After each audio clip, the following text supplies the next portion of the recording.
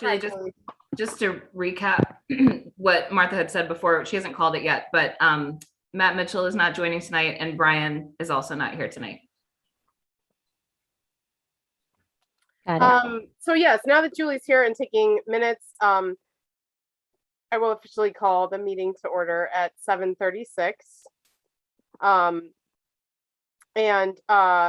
Matt Rogers, would you remind me, because I think this is a new practice that we were having Julie take attendance. Am I remembering that correctly? Is that something we started doing recently? What? Was Julie taking because I know you made the suggestion that we actually make the motion to hold the meeting digitally, and Yes. I think it's a practice that we haven't necessarily done regularly, but I think we recently started doing it, unless I'm completely. Yes, that's something that I asked for us to start doing, like my second or third meeting. I don't remember. The motion to hold the meeting virtually. But what about having a minute taker take attendance? 'Cause I'm wondering if you have more experience with city meetings and such. Do you know if that's a common practice that the minute taker actually does some sort of roll call or verbal? It depends on the individual committee and how you view the role. Sometimes you have a secretary, which is in this case kind of the minute taker, who calls the roll. It also can be just called by someone on staff or by the chair. Okay, and I think Julie, historically, have you just been sort of doing your own attendance, not calling it or anything like that, but just noting who's present and who's absent? Right, I just put it in the minutes who's present and absent. Okay, I think that's probably fine to continue, but I know in our ready meetings, we actually were, I think, recently having our minute taker actually take attendance. So if anyone feels strongly in one way or the other, we can go that route. But I think it's a good practice, because then everybody's physically on the record as saying I am here, and so somebody should take attendance, in my opinion. Although the chair can just literally say there's a quorum of members here, but I don't really have strong feelings one way or the other. I think it's a good practice to physically call a roll. Okay. We can add that, I think, moving forward. But I'm gonna move to hold the board meeting virtually through Zoom, as we are in the habit of doing in light of the governor's COVID-19 disaster proclamation, et cetera, which is always at the top of our agenda if anyone wants to see the exact wording of that justification for why we meet virtually. So I am hereby making that motion to hold the board meeting through Zoom. Is there a second? Roger seconds. Great. And Julie, if you would roll call the vote on that motion. Ron? Yes. Mitchell? Oh, sorry, Mitchell absent. Morrell? Yes. Rogers? Yes. And Gaines? Yes. Thank you. Okay, so moving on, now we're in citizen comment, and if anyone is here to speak, feel free to raise your hand with the digital feature, turn on your camera. Okay, so I am going to call on Gabriella, is it? Yep, it's Gabriella. Okay, great. You've got the floor. So hi, everybody. And I guess I wanted to ask you, probably about 3 weeks ago, sent something to you, Martha. I don't know if you got it, or then I forwarded it to Natalie. And I don't know, Natalie, did you forward it to everyone, or has nobody seen what I wrote? I did receive it when Natalie sent it out, so I'm not quite sure what happened with the first time, but I did see it when Natalie sent it out. I sent it to everyone, Gabriella. I sent it to the whole board. Yeah, I didn't know if you know how much I want to say, depending on whether you guys had seen what I had written or not. So really, that was something that was a result of living here in Ridgeville, having rented a plot at Elks Park some years ago, having taken the garden to table class that Ridgeville offers last year with a scholarship. Thank you so much. And again, having signed up for it this year as well. And really asking or trying to explore the possibility of increasing the number of garden plots that we have available here in the Ridgeville Park District. I don't know if any of you have ever tried to get garden plots through the city of Evanston, but it's very, very difficult. I have been trying because they're they're reasonably priced. And, you know, this year, for example, I'm number 104 out of 136 for 22 plots. Just to give you an idea of the backlog that we have. I mean, you wait for years and years. And so this was driven by, you know, those of us who, for example, take the garden to table class. Where do we go after that? Where can we garden? Where can we put our skills to good use? And then also just the fact, you know, there are different reasons why people do this. Some people just may enjoy gardening, just the pleasure of, you know, being able to do that. Others may actually be trying to grow food for their families. You know, if you deal with food pantries, you get a lot of canned goods, a lot of processed goods.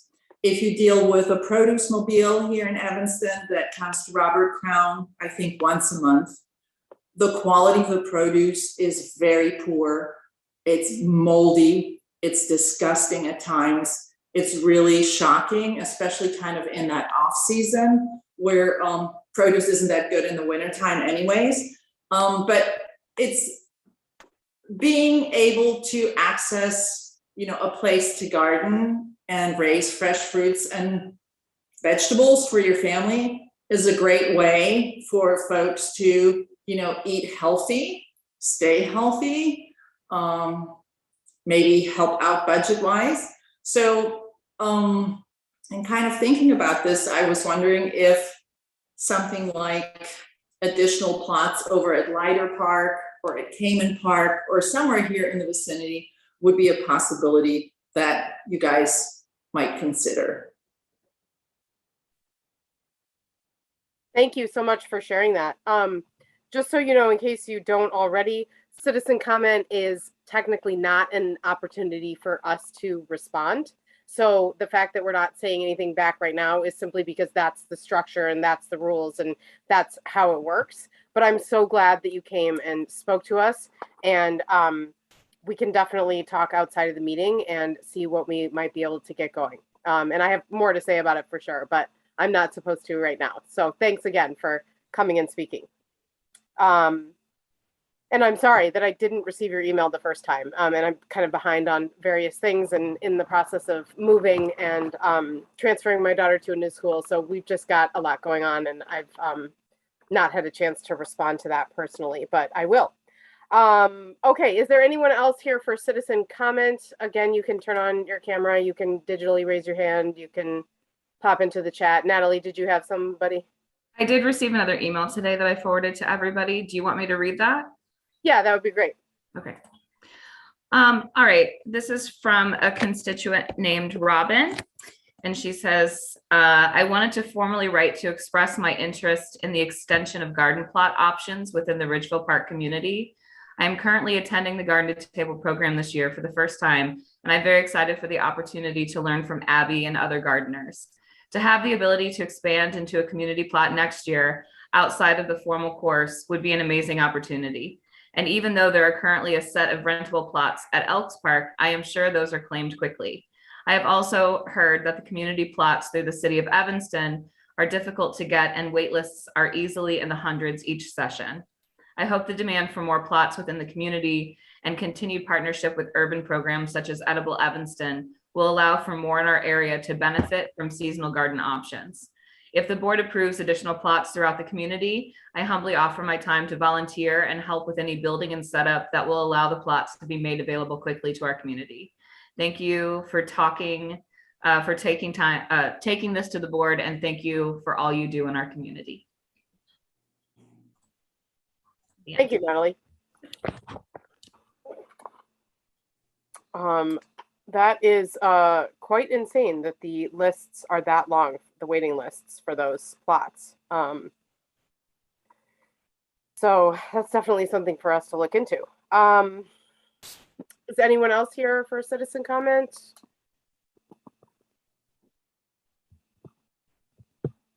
And I'm just gonna look in the chat real quick to make sure I'm not missing anything. Nope, nothing is there. How do I make that go away? Close. Okay. All right. Moving on. Next on the agenda is the approval of the minutes from the February 10th, 2022 meeting. And I'll entertain a motion to approve those minutes. Hi, Kiki. Hi, Kiki.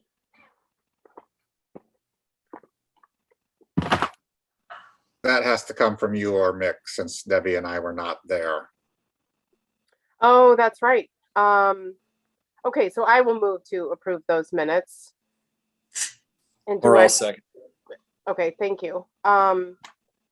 Anybody have any questions about those or issues? I do not either. So I think we will let you roll call the vote, please, Julie. Sure. Braun? I wasn't there. I don't vote. Okay, so just abstain then? Okay. Oh, okay. In that case, we're going to have to table the approval of these minutes because we can't approve them with two people here. Two people who are allowed to vote on this, that is. Okay, Yeah, sorry about that, Julie. So, that's fine. so yeah, in the minutes, we can just say that we tabled the approval of those minutes. And we'll move on to approval of the bills. And we don't have Brian here to explain these to us. But I see no reason that we shouldn't approve them anyway. Normally we would hear from them after the motion. So I'm gonna move that we approve the bills for March 10th, 2022 in the amount of $43,238.21. Is there a second? Or I'll second. Roger. I heard Morales second first. Mhm. Okay, and then in terms of discussion, not that we, can get any clarification we might be seeking, but does anyone have anything they want to say or note to follow up with Brian about? Martha, just looking at the bill summary page, Mhm. I can tell you the Home Depot charge was for the washer and dryer. A lot of these individual names that are listed were refunds. Brigitte Malone is a partner program. She's running a dance class. That's an invoice for her. And those are the ones that stand out to me. Okay. I take it that Imaginary Services relates to the Imaginary Game. That's a partner program. Mhm. Okay. It looks kind of funny in the bills, Imaginary Services. Like they're not That's real what- services. They're imaginary. He incorporated this year, and that's the name of his organization now. Okay, yeah. Little Tykes Play Power, $12,000. Where? It's for playground equipment. I was gonna ask which park that went into, the Little Tykes. I believe. I'm not sure actually. Maybe that's the balance that we owed on the Reba. I think that's what we owed on the Reba equipment, but I'm not 100%. It's listed as a second payment, so I'm guessing that's a balance that was still due on that. Yeah. Yeah, I don't know why we broke up that payment into two, if that's normal or if that was because of something, I can't remember.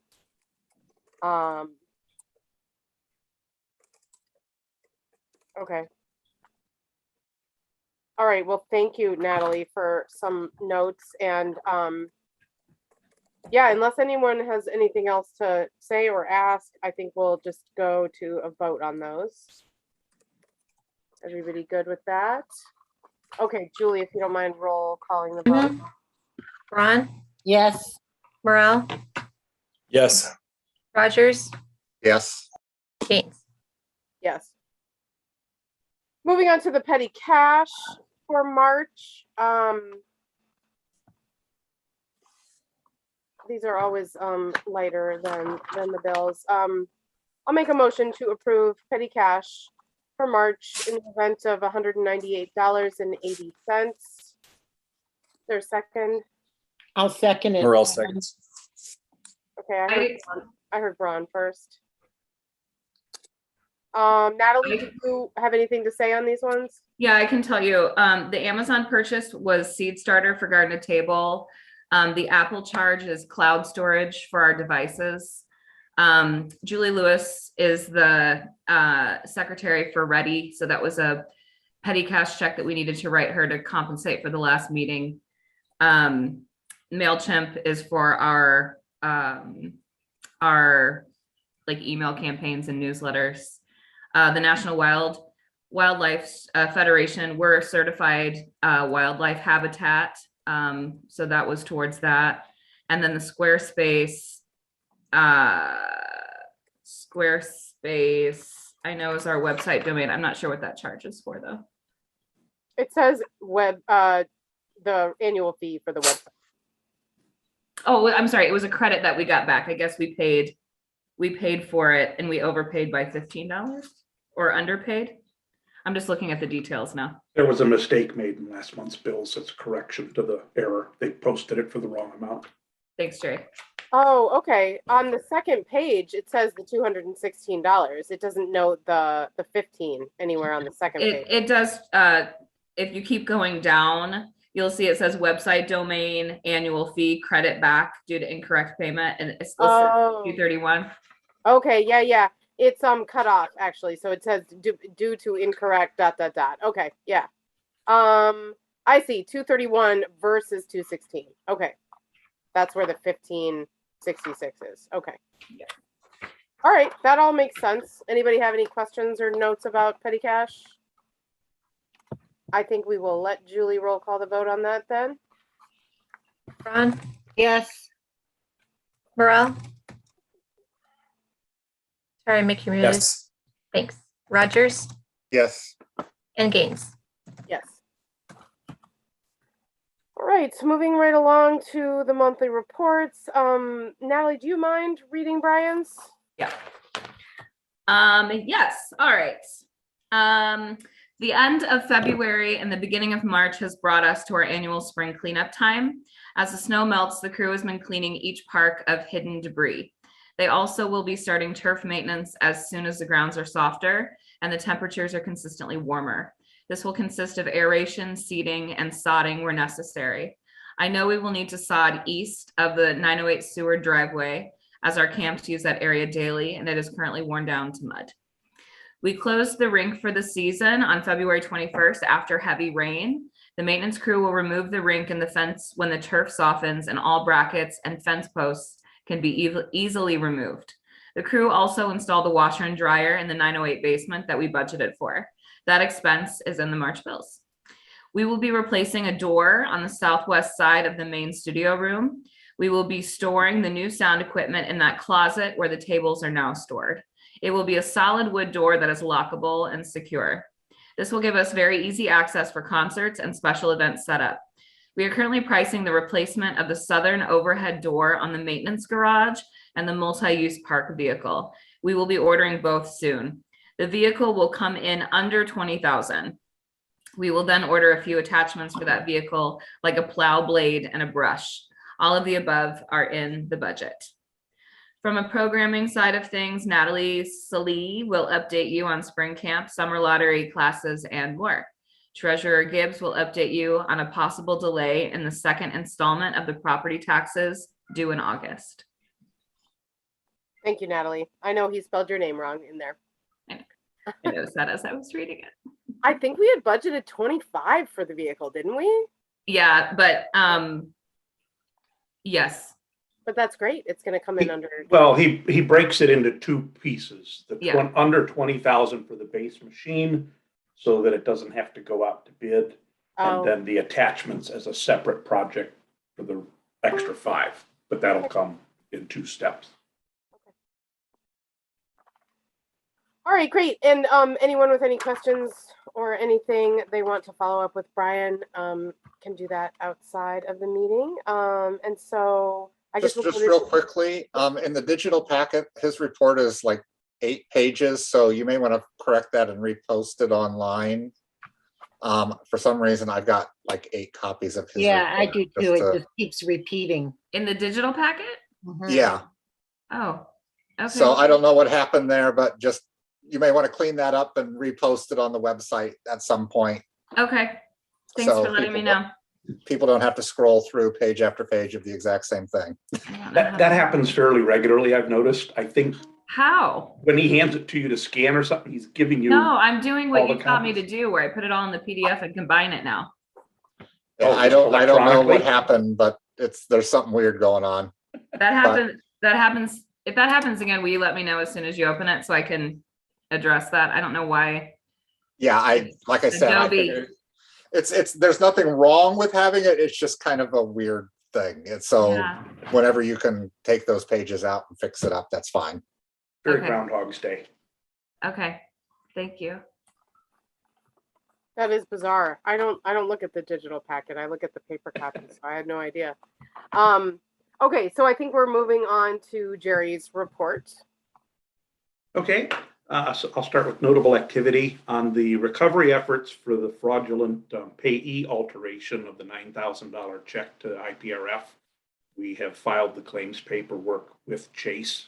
If you remember last month, we were waiting for them to send us the paperwork. We got it, we filled it out, we turned it in. Now we wait up to 90 days to get the money back. In the interim, I've posted it as an accounts receivable so we don't lose track of it in the accounting process. In recent weeks, both in the media and through attorneys and other folks who are involved with property tax matters, we've heard that it's highly likely the final 2021 property tax bills are going to be significantly delayed as a result of technical issues with the systems at the Cook County Assessor. That means agencies are likely to experience serious delays in receiving the revenue we typically expect in August. Our 2021 tax revenue may not arrive until as late as December, or possibly, some folks are even saying possibly not until 2023.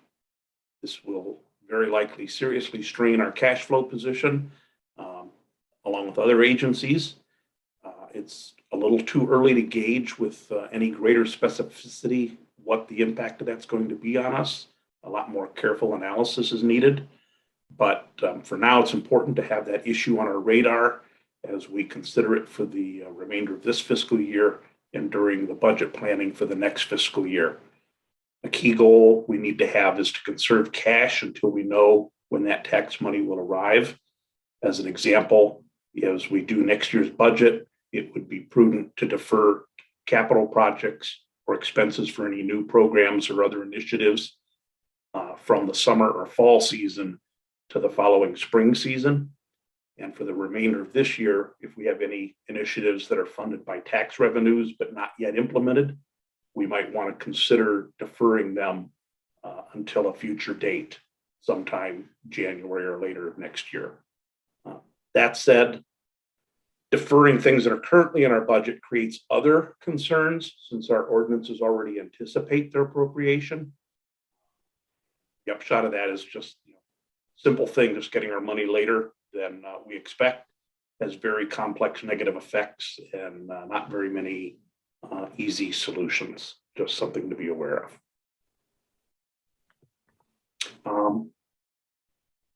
Distributing with this narrative, you've got copies of the appropriations ledger, the statement of receipts and appropriations, the outstanding items, balance sheet and treasury fund reconcilement, all updated through the end of last month. As far as budget performance goes on the appropriations side, we're running at about 57% of the planned budget compared with a targeted utilization of 60%. So spending is comfortably slightly below the plan. We're going to probably see our spending increase through the final months of the year because that's what would typically happen. On the revenue side, our revenues are below plan by about $100,000 at the end of February. Our tax revenues will likely increase in next month's report because we're starting to receive the tax bill payments for the first installment of taxes. And until the summer camp revenues arrive, we can't really reliably project how the program revenue is faring relative to the plan.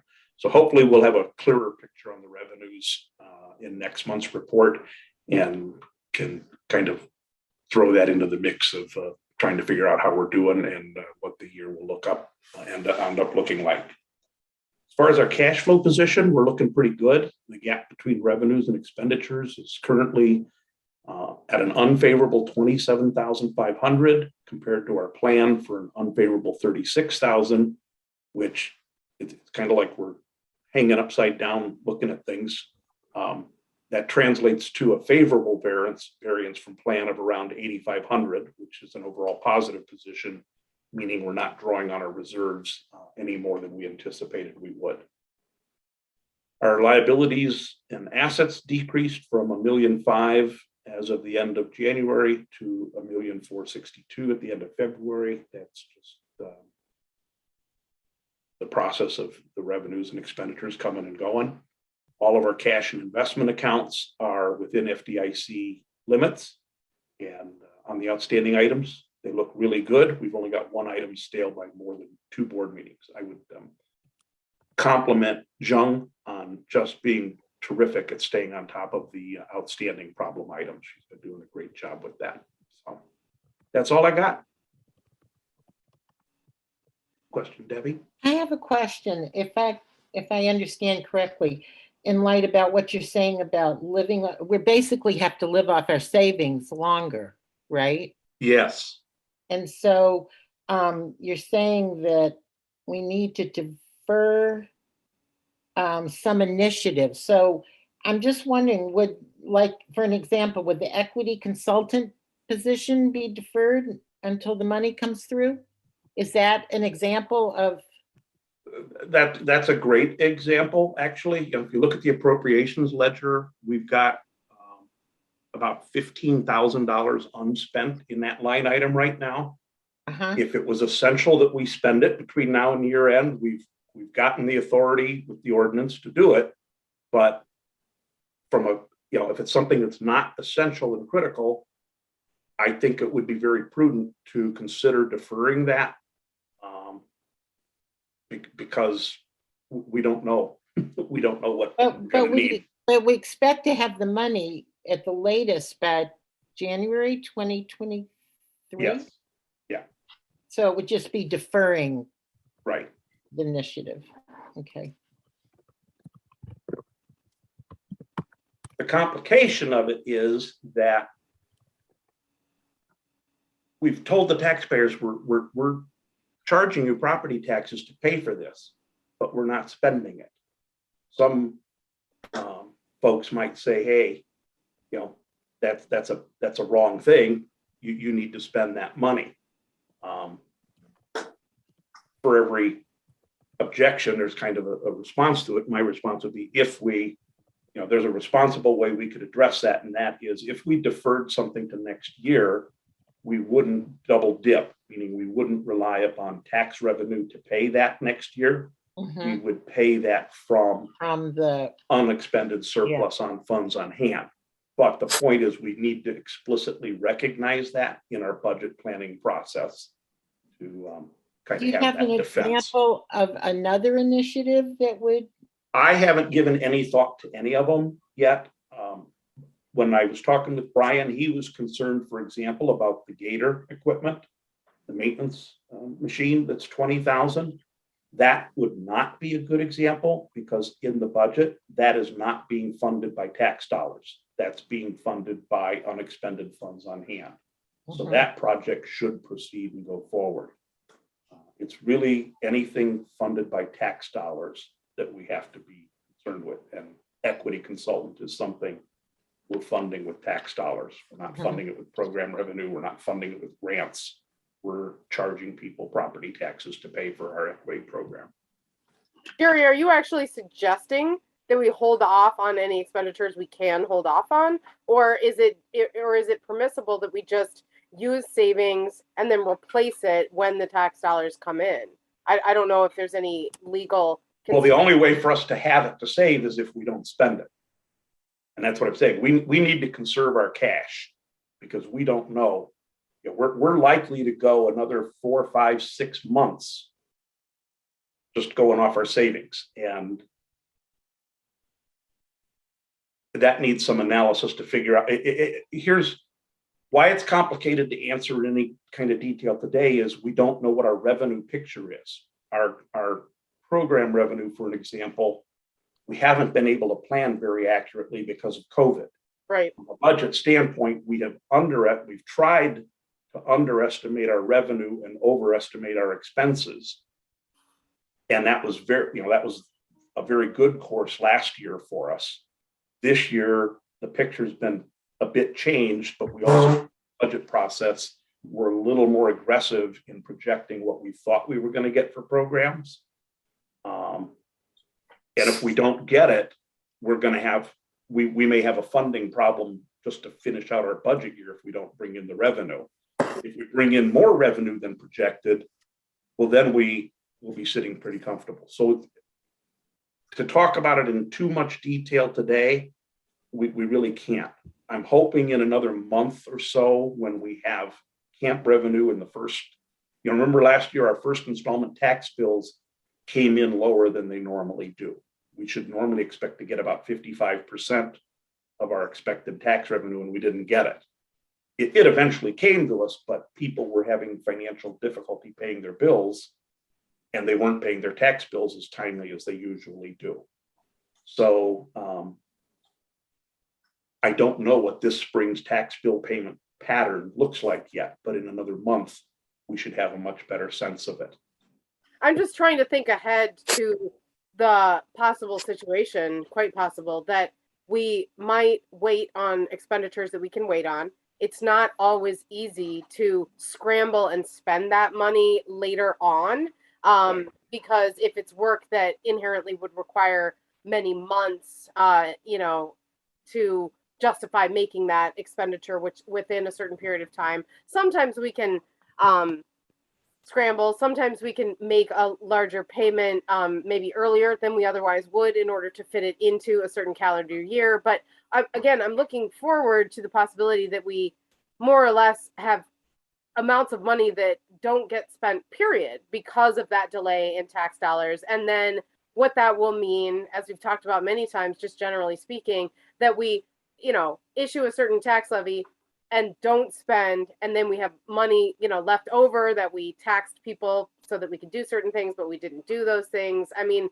that's a problem in and of itself, but I get that the more immediate problem is the cash issue. Yeah, cash in the bank is our immediate problem. Because if we run out of cash in the bank, we can't pay people their salaries. We can't run the programs. We have not had to not in my tenure, and I don't think in 20 to 25 years, we have not had to do a bond issue or go get tax anticipation loans from a bank. But the point is, we would have to scramble if we don't conserve our cash and we don't get to the, we got to get to a point where we understand how big this problem is going to be. It's just something we got to monitor and be very frugal about for the next 4 or 5 months until there's more clarity as to what's going on at the Cook County Assessor's Office. So it seems like it would be. I have a question just on Go ahead, Nick. on the problem itself, I guess. Obviously, people are paying their tax bills, right? So the issue is Cook County just. Cook County, if you read, there's an article in the Sun-Times, which I saved a copy of and I'm happy to distribute. Basically the issue is they installed new systems in their busiest, most complicated year, and the installation of those new systems has not gone well. And as a result, it's had a ripple effect on other agencies, such as the Property Tax Appeals Board, for meeting their deadlines for people to appeal their property taxes. And so as a result of all the repercussions of the screw up of the implementation of the new system at the assessor, they're saying they're not going to be able to issue tax bills until potentially as late as January of next year. Realistically, probably, I don't know, but I think like 2009, 2010, something like that was the last time there was a problem like this. And that year was like November and December is when they sent the bills out. All right. Thanks for the information. Jerry, would Again, it- this is kind of rumor in that it's not official word from the county. If this is what the media is reporting, attorneys that represent clients filing tax appeals and other people dealing with the whole property tax process are saying at some point they're going to have to come clean with official notice, but I think they're scrambling, trying to figure out, is there a way to get around the problem? But in the meantime, we're being warned, prepare. Well, thanks for staying on top of that stuff. That's great. It's too bad we have to worry about stuff like this coming from the county. It's really just kind of mind boggling that something like that can even, like without repercussions for them, I'm sure, right? Well, we're kind of lucky because we've got pretty healthy reserves. We have. Sure, yeah. I Right. worry about the tax. I'm glad I'm not involved with one of the tax agencies that only has 2 months of reserves. 'Cause Right. I hate to think what they're doing. Right. Well, thanks for the info and for helping us out here in the future. It's great.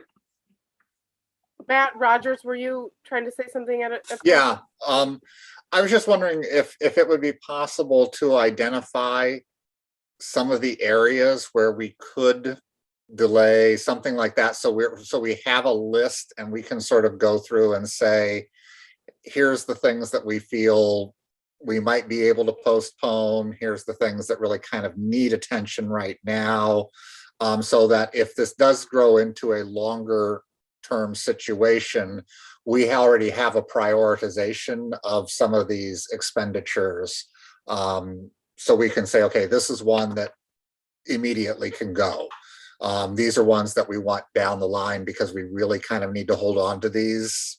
We need to take care of these as quickly as possible. So I don't know if that's something that you can just put together for us, just kind of a quick, like, here's some of the areas you can look at reducing spending in. Right. And really, the starting point is break the puzzle into 2 pieces. One piece is the budget planning for next year. So any new initiatives next year. So for example, if there was a decision made that you were going to spend money to expand garden plots, that would be a new initiative. Don't plan on spending that money in the fall. Plan on spending that money after January 1st. Second piece to the puzzle, this year's budget. What's still left to be spent that's a new initiative in this year's budget? That's a discussion I need to have with Brian, and he needs to give some thought to, because the budget is really Brian's document. That's his roadmap to how he runs the district day to day. To Debbie's question about the equity consultant, I can look at the appropriations ledger and say, yeah, there's a big pile of money sitting there that is not spent yet. Now, I haven't applied this month's bills yet, so that 15,000, whether that's still solid after this month's bills, I don't know until we post the bills. But what other line items do we see in the appropriation ledger have a significant unspent dollar amount? Those would be ripe for questioning. Is there an opportunity to defer a project? Some may be possible, some may not. But I've got to have that discussion with Brian.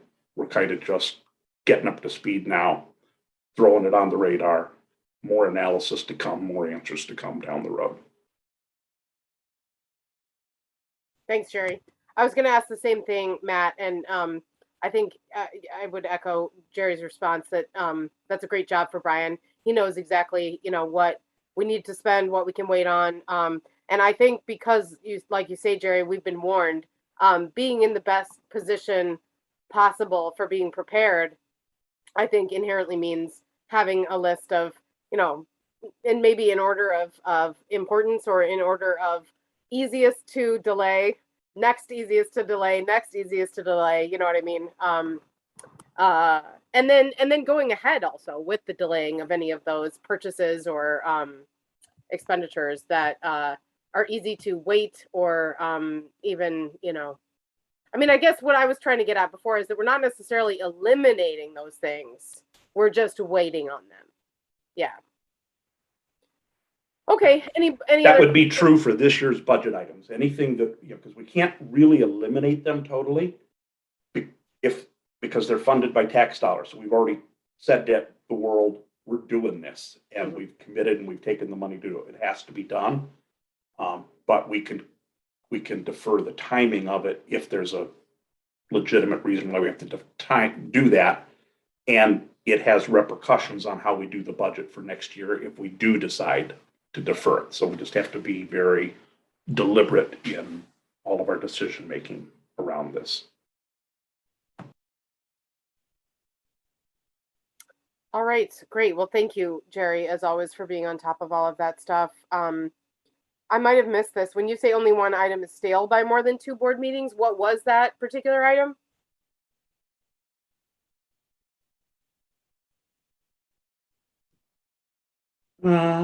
The September 9th check to Schumacher. And do we know what the reason is for that? I off the top of my head, I don't know. I'd have to. Zhang has to kind of track it down. For whatever reason, that party has not cashed their check. If I had to guess, it's somebody's refund for something or a reimbursement for something, and maybe they've lost the check, but for whatever reason they haven't cashed it. So till we can kind of hunt them down and find out what's going on.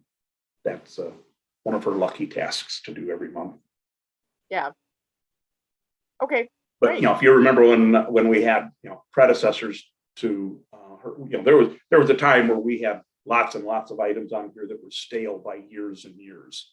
And she's been really good at keeping the list tight and controlled and the way it should be.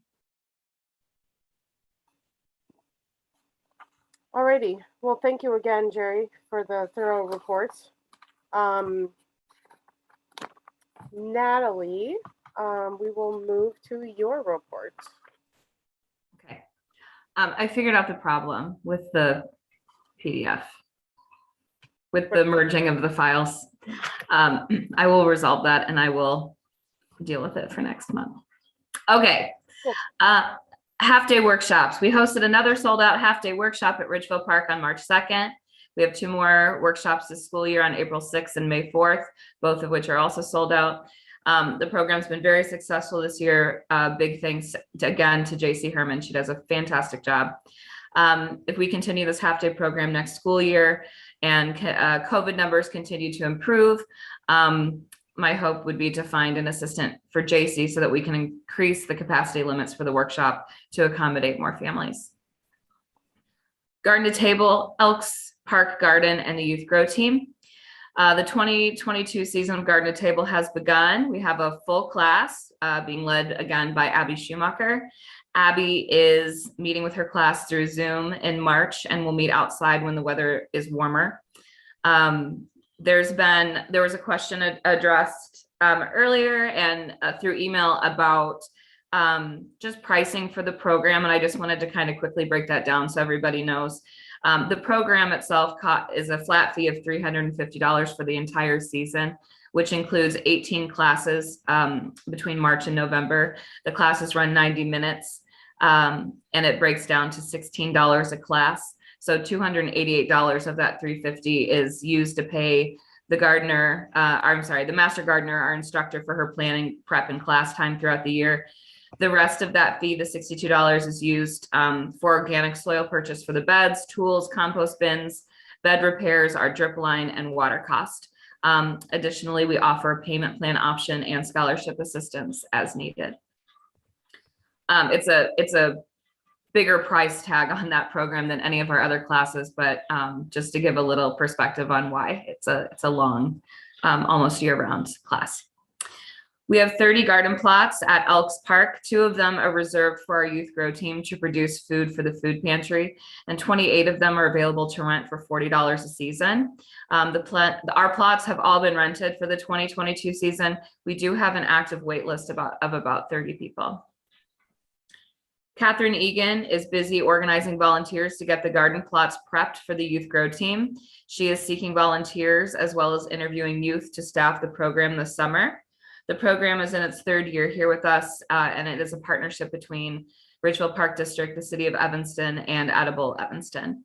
The Youth Grow team not only grows food for the food pantry, but it also helps maintain the Ridgeville Park Rain Garden and pollinator plants throughout all of our parks. They also do a terrific job of supporting all of the gardeners who rent plots at Elks, and also supporting our Garden to Table program. Studio 908 spring classes and partner programs. The winter session of youth and adult classes is coming to an end. We'll have 2 weeks off, and then spring classes will begin the week of March 27th. Registration opened last week and is looking good so far. Hopefully the warmer weather will bring more patrons to the park to take advantage of our class offerings. This spring, we continue our partnerships with the Imaginary Game, Grupo Axe Capoeira Chicago, American Tribal Style Belly Dance, Upbeat Feet with Miss Mac, and Language in Action. Spring Break Camp will be offering Spring Break Camp this year at Ridgeville Park, March 21st to the 25th from 9 a.m. to 4 p.m. Camp will be led by Josh Cavaliers and Laura Downey with 2 support staff.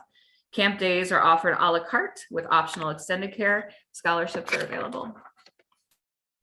Summer camp lottery and waitlist registration is now open. Lottery selections will be made on April 1st. Additionally, registration for our summer story workshops for pre-K and kindergarten, the counselor and training program, and also partner mini camps are open. These camps are not lottery, the partner camps. They are open registration. As always, scholarships are available for the Ridgeville Park District camps and workshops, but not available for partner programs.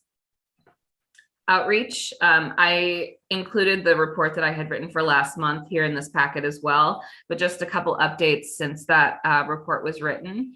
Tracy set up meetings for us with Bobby Burns, the 5th Ward Alderman, and Jonathan Newsma, the 4th Ward Alderman. Both aldermen invited me to speak at their ward meetings about Ridgeville Park District offerings.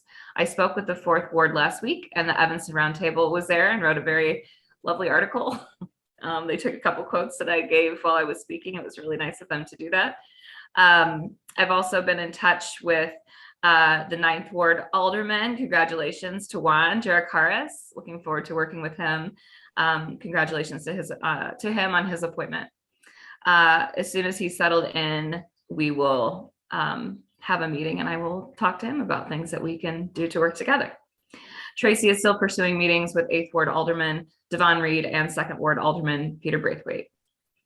Our social media calendar will include, for the month of March, will include Women's History Month celebrations, Pi Day, St. Patrick's Day, National Puppy Day, community happenings, and staff and board testimonials. Thank you to Commissioner Mitchell for allowing me to use him as a guinea pig and feature him in February. I will be texting all of you individually as the months roll by to highlight you on our social media as well as staff and other patron testimonials too. So the community can get to know the special people behind Ridgeville Park District. And that's what I got. Thank you, Natalie. You're welcome. I have some questions. Sure.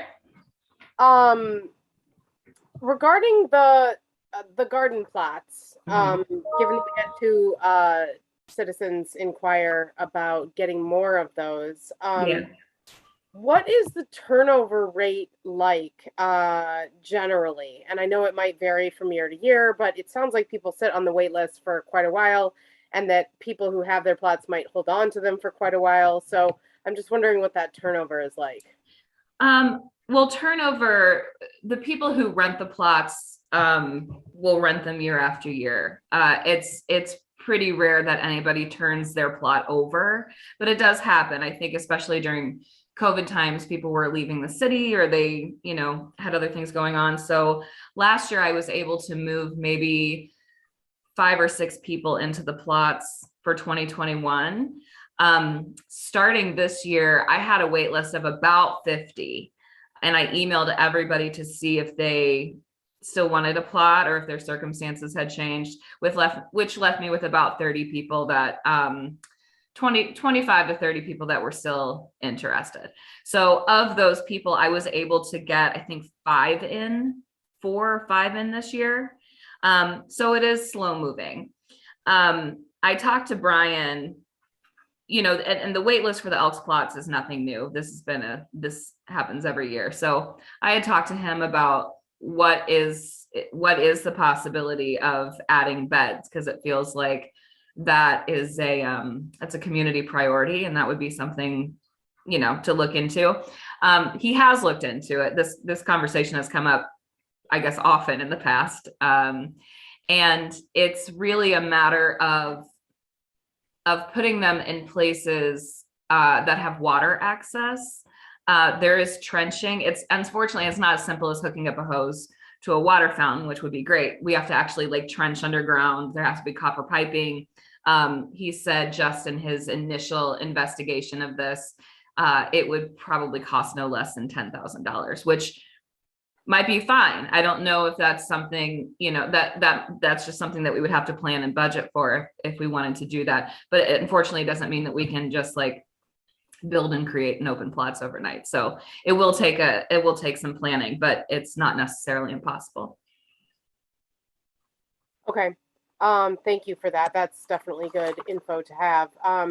The other two questions I have about that garden situation in particular, one is, do we ever see that the plots, because I've heard this is an issue with the city and also with, community plots that are available for rent, period, especially if they're very affordable. Sometimes people pay year after year because they don't want to let it go, but they might have some years or even, a pattern of not using their plot very much or underusing it. I know there's also an issue of weeding. People are expected to kind of like keep up with their plots at a certain level. Do you see that people are renting and renting, but not using their plots? No, I make them sign an agreement that evolves year after year, giving them a date that they have to have planted by, and really spelling out like, we'll give you 3 warnings about weeding and maintaining your garden. And on the 3rd time, if it's not done, then we'll release your plot to another gardener. So people do a really good job of it. Everybody uses their plots. I will say you have gardeners with varying experience and desires for their land, if you will. So that becomes a little tricky. I think people who are very experienced gardeners would like to see all the plots used to the capacity that they use their own, but it's not, I can't police that. If somebody wants to grow flowers instead of tomatoes, that's their right. So, but in terms of just growing it all, they do. Everybody does a good job of that, and we stay on top of it. Okay. The reason I ask is because obviously, if we're trying to get more people into the garden and there is a percentage of people who are paying the rent but not using them, we could consider, not renting to those people. But I'm glad to hear that that's not an issue that's happening. And then my other question is, I see that it's $40 a season. I'm wondering, when was the last time that we raised the rent? And also just putting it out there, especially because I'm not going to be around forever, as everybody knows, that we might want to consider raising the rent, because if it's not super easy or affordable to offer additional plots, it's a way to, possibly effectively open up more for rent if we were to price them. I mean, anything that has a waiting list is telling you that the supply is low and the demand is high. It's not like we're running a business and we want to push people out of their plots either. So I think it's just something to consider. We have, and I did. The plots last year were 35. I wanted to raise them to 50 this year, but I did some investigating. The city charges 48 for their plots for the season, but then they also require a certain amount of hours that you spend doing community gardening. So I felt that raising our prices above the cities was not the right thing to do. Productive, yeah. So I did raise it by 5. I raised it to $40 for the season. So I'm hesitant to go much higher than that. But I mean, I don't know. The other problem is a lot of the gardeners that have plots have been there for a very long time. And they do, they do great things with their beds. So I think it would be hard. That would be a hard leap for them to make that I'm not sure is fair for us to ask of them. But yeah, I mean, we can certainly talk more about that as we look into next season. Yeah, go ahead, Mick.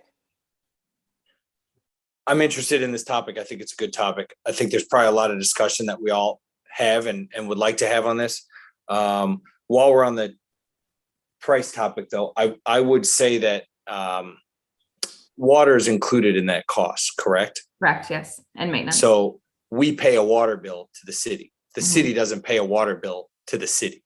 So Mhm. we could argue that because, I mean, that's a good. great, I guarantee you my water bill is, you know what I mean? When I'm watering my garden in the summer, it goes up Yeah. easily Yeah. $40 from my watering. So, Yeah. I mean, that's an excellent deal for somebody to have water included for that. And because we do pay a water bill to the city and the city doesn't, to me, that's a reason we could charge more than the city on cost alone. But that's neither here nor there. I just do think this is interesting, and I think we should look into expanding our plots. Based on these, I think we could charge a little more. I think this camp, the numbers that I'm seeing from these camp alone, obviously 10 grand's a lot of money, but I think we can, and again, like Natalie or like Martha said, we're not running a business, but I could see us making that money back over the course of, 10 years, right? They're pretty low maintenance once they're in the ground. And then, but I think we should look into expanding this. Yeah, I think that the community need for them for various reasons, a lot of which Gabriella mentioned earlier tonight. I think it all makes sense. And if there's a way to do it, it's certainly worth investigating. They will get rented. It's not a matter of like, this is not something that, may or may not be a successful program. We know that it is. So if there's a need for that and there's board interest in it, I think it would be great for us to look into it further. I wonder if we might be able to, I know we should move on, but I wonder if we might be able to charge rent in the form of a 3-year lease or even a 5-year lease for any new plot we would consider buying in order to generate a lot more money for it up front and also have, as they say, skin in the game that people are like, I not only want to rent one this season, I'm willing to pay for the 5 years. And I know that's not a financial undertaking that everyone could do necessarily, but it would be a way to sort of fundraise, but basically all we're doing is charging the rent up front. It might be a question for Jerry if we're allowed to like take in money for future years within 1 year. But I think there's a lot to look into here. And the fact that it costs money to set up another plot, I don't think should be a deal breaker for the idea. And the fact that, we obviously always have to consider the various ways that our land is used, is something to discuss. But I think, I have to hope at least that we could make it happen, that we can add some more, either at Elks or elsewhere.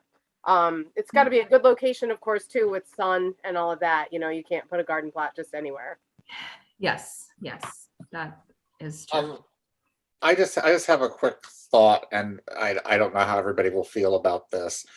I have a bit of an issue if people are becoming very long-term renters.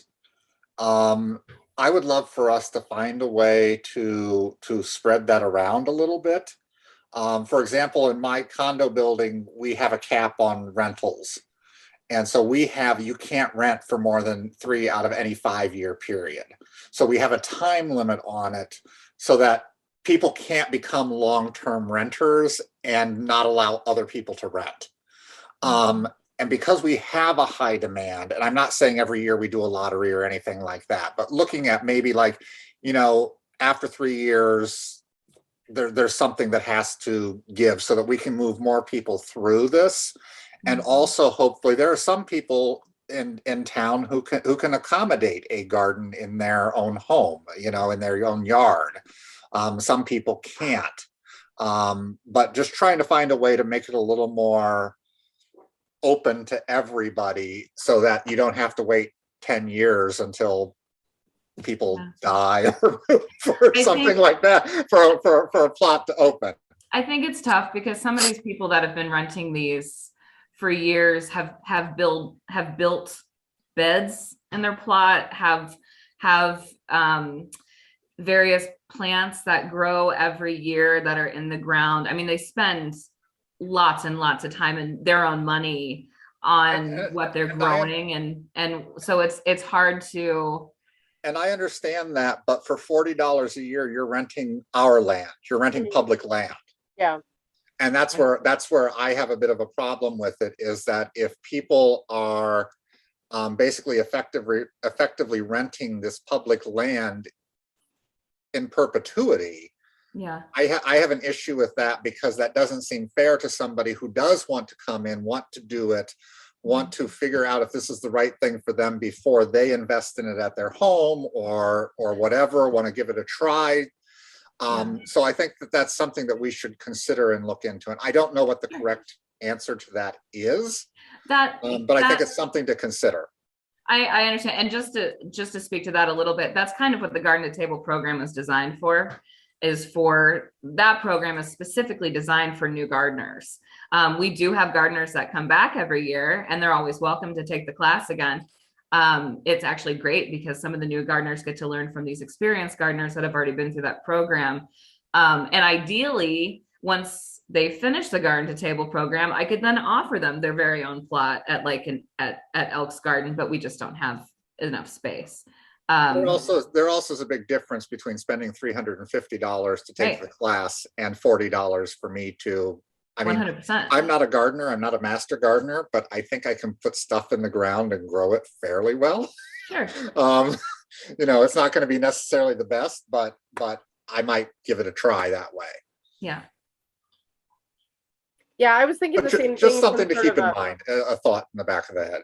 Yeah, I was thinking the same thing, either like a limit to how many consecutive years you can rent, or having it be literally a lottery every single time, that if you have 50 people who want him and there's only 28 or whatever the number is, you leave it up to chance, but that's not necessarily equitable, because then there are people who might need it more than others who are set at an equal chance of getting it. And like you say, Natalie, there might be immediately a percentage of people who don't even want it if it's done that way, because then they can't invest in it in sort of a year-to-year way, as opposed to just one season at a time. I mean, I would imagine people are by and large growing annuals, not perennials, but I could be wrong. I mean, maybe people are planting things there that come back every year. I mean, that's not normally the way that like vegetable gardens and I guess to some extent fruit can be, like when it's trees and stuff, can be perennial. But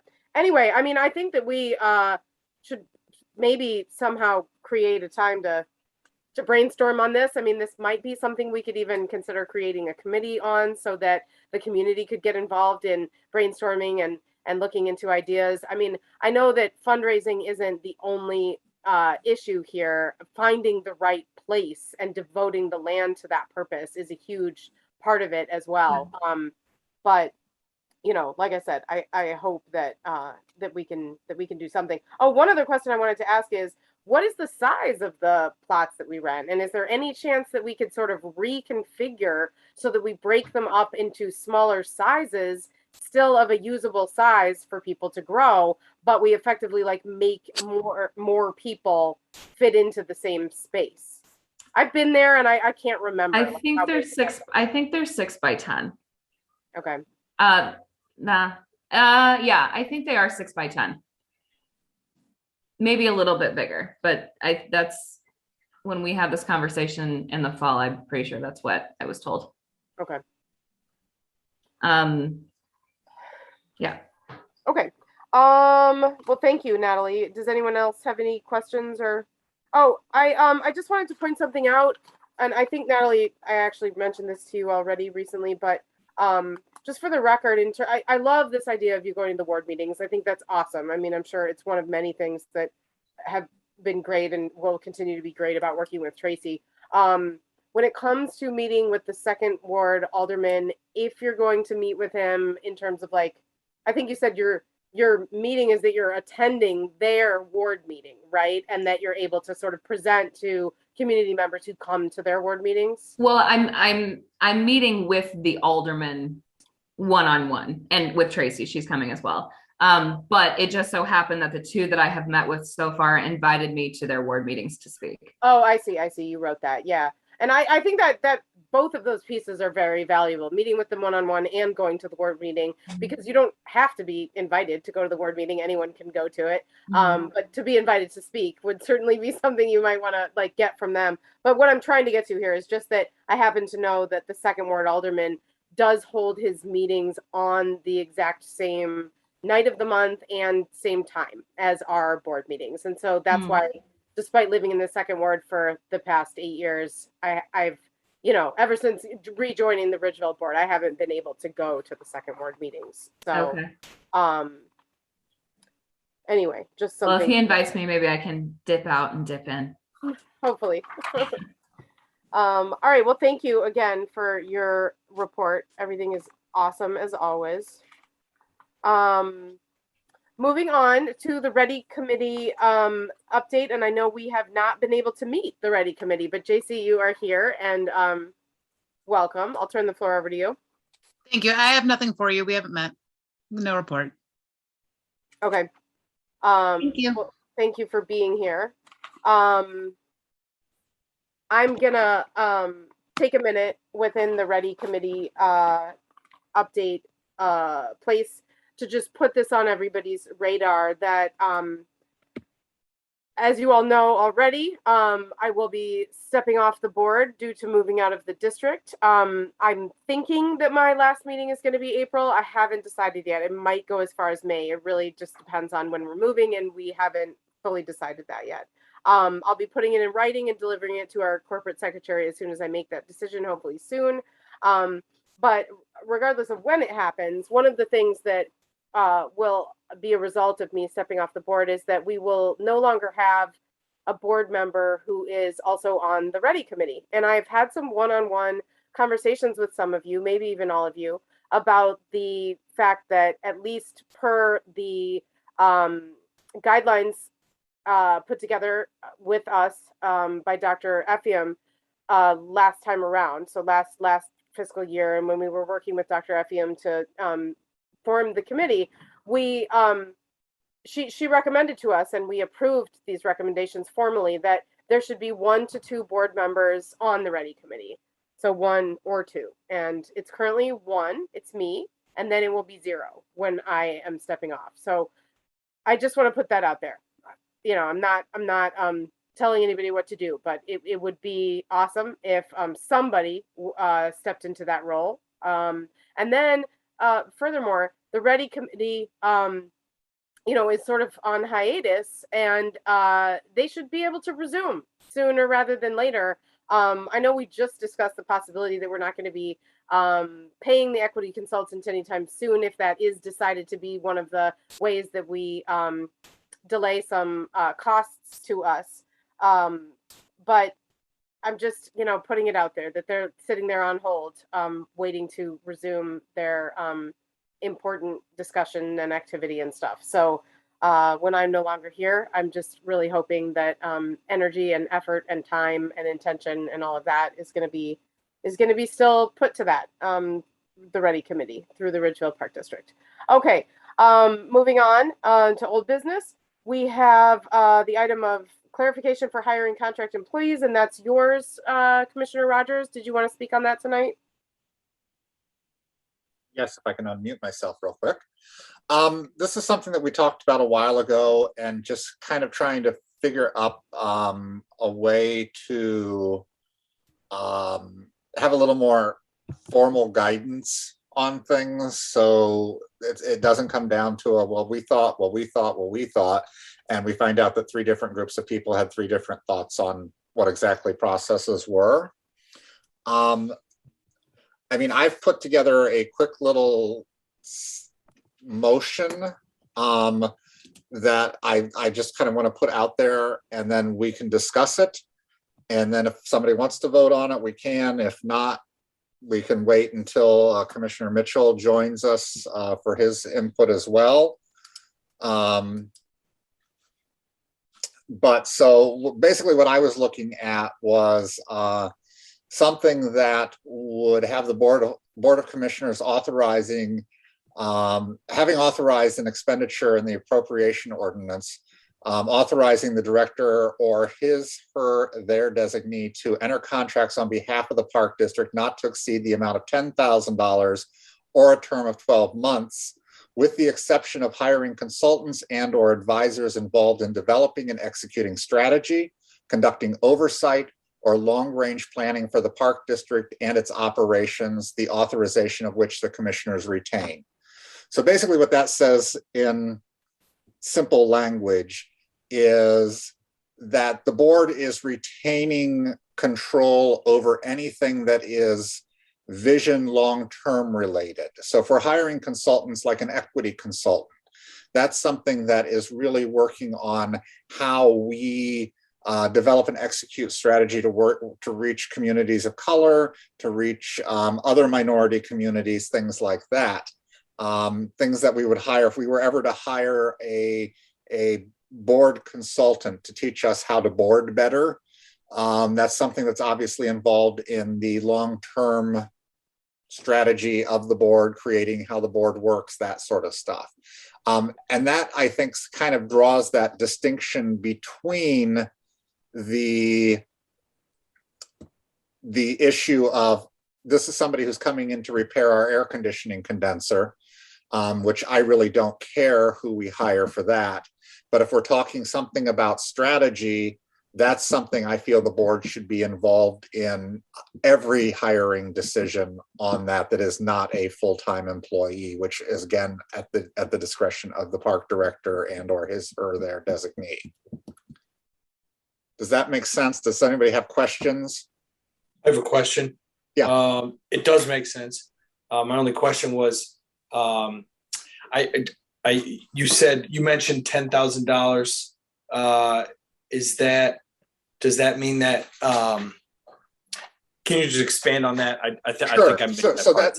that's setting a dollar amount so that Brian and or if he designates Natalie in his role as park director, they don't have to come to us for anything under $10,000. So Okay. we need a new HVAC system entirely at the community house, and it's going to cost $9,000. He can go ahead and do that and execute that, assuming that we have budgeted some money for that. If it's something that we need to come up with where we're going to pay for it out of the budget, then I think we need to have a discussion, because we sort of have to rob Peter to pay Paul sort of situation. But if it's something that's an expenditure that's already outlined in our budget, if it's under $10,000 or doesn't exceed a 12-month term, so they can't enter into a long-term agreement with somebody, then we authorize the park director and or the designee of the park director to act on that, with the exception being, again, this board direction of strategy, of planning, those sorts of things where the board should be acting in its oversight capacity. Yeah, I don't see any issues with this. I'm just trying to think, like, the only time you could possibly run into an issue with this would be if something happened to one of the buildings or something like that was catastrophic and it had to happen quickly. But that being said, if something like that ever happened, we could have a meeting to approve that, right? So, say a tree fell on one of the roofs of the building and we got to get this repaired now, or I'm just making this up, right? But we could obviously push that through, and there's ways to make that happen. And council can correct me if I'm wrong, but like when I was on the condo board, the board has certain activities that they're allowed to do, but in an emergency, the board doesn't necessarily have to say, oh, we can't do anything because of this. The plumbing breaks and you've got gallons of water gushing out. Right. You can't say, well, we have to wait and give 48 hours notice for a meeting and all of that sort of stuff. Right. So I imagine there is something that does provide for the park director to act in an emergency, kind of extraordinary powers, as it were, so that they could address those issues in an immediate emergency and then bring them to our attention as quickly as possible for us to formally act on them, but not something that we just have to wait until we can meet. So there is a provision in the general ordinance that allows, I believe it's the executive director, but I could be wrong, that there's somebody specified in there who can act immediately in an emergency situation to protect health, safety, and welfare. Right. So that's a pretty Thank common action. So again, what I will do is I will share this with Natalie so she can send it out so that we can discuss it in more detail next time so that you can see actual language. And then also Commissioner Mitchell could weigh in on it as well. But I think this is kind of addresses the concerns I've heard from the board and that I have on the board about, hiring a contractor, but also giving the executive director, the park director, and staff, if he designates them, the ability to act on things so they don't have to come to us for each and every item.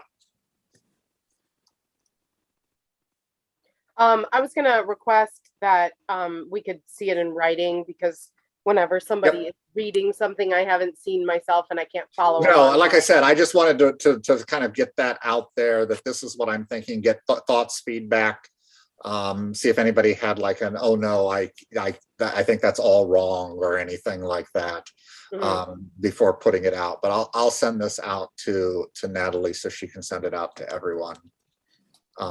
Generally, Matt, I mean, my right off the bat feedback is that, this reminds me of how when we were working with Dr. Logan and we didn't have an existing go-to contract for, contract, the 1099 situations, it resulted in a whole lot of back and forth about a contract that was created from scratch among parties that, probably should not have been the way that we went, and we learned through that process.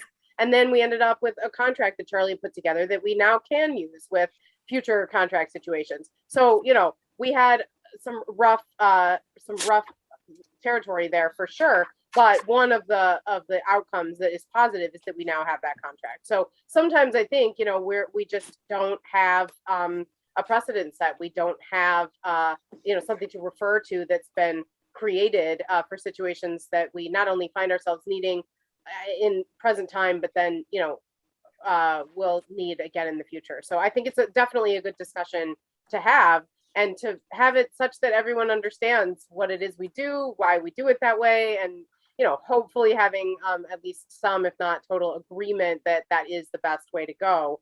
But as to, the details of what it is that you have in writing, I'm going to have to comment on that later when I can actually read it over and take some time of it. And it's certainly fair to have Matt weigh in on that as well. Yeah, Jerry? I was just going to say, in this discussion, take a look at the ordinance under section 4 and section 5, because it talks about spending, it talks about emergencies, it talks about contracts, and that just factor that into the thought process and discussion. All right. Thanks, Jerry. Okay, Matt Rogers, did you have anything else to say, or does anyone else have any questions or feedback for him? I don't have anything else to add, so I don't know if anybody else has. Okay, and given that you have something in writing that you read today, do you think that needs to be added to the digital packet for this meeting, or do you want to just get that to Natalie and we'll? I'll get it to Natalie, and it'll be included in the next one because it'll be a 4-action item. Okay, in the next meeting. In the next one. Okay. You want me to copy that in the minutes, or no, not this time? I don't think it needs to go fully in the minutes this time, just that, we discussed a potential solution to the issue that we felt had needed to be addressed, and that it will be forthcoming in the next meeting. Thanks, Matt. Thank you. Okay, so I actually had discussed next steps for the Ready Committee, and so I already addressed a little bit of that. I don't have anything else to say specifically, and it's partly because I'm just, not prepared with specifics tonight that I want to drop in everybody's lap.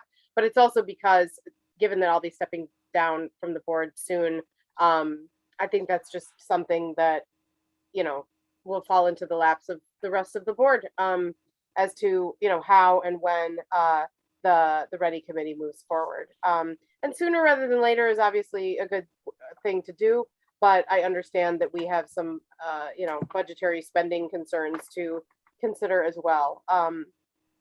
So perhaps we can try to put a finer point on that next month.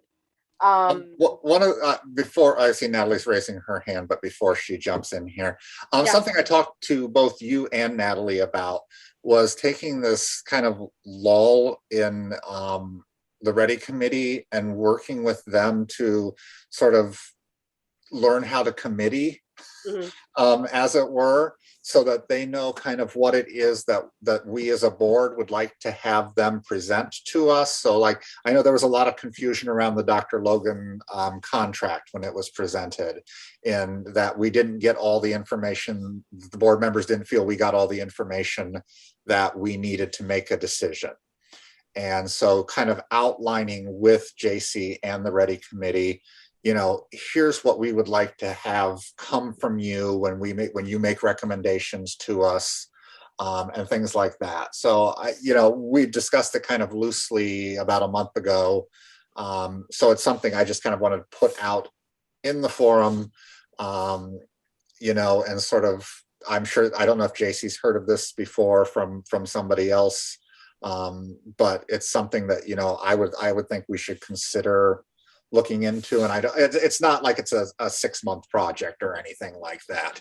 But it is, meeting with them for maybe a month or two, and just sort of saying, this is kind of what we would like you to provide to us as a board so we can make the decisions with the information that we need.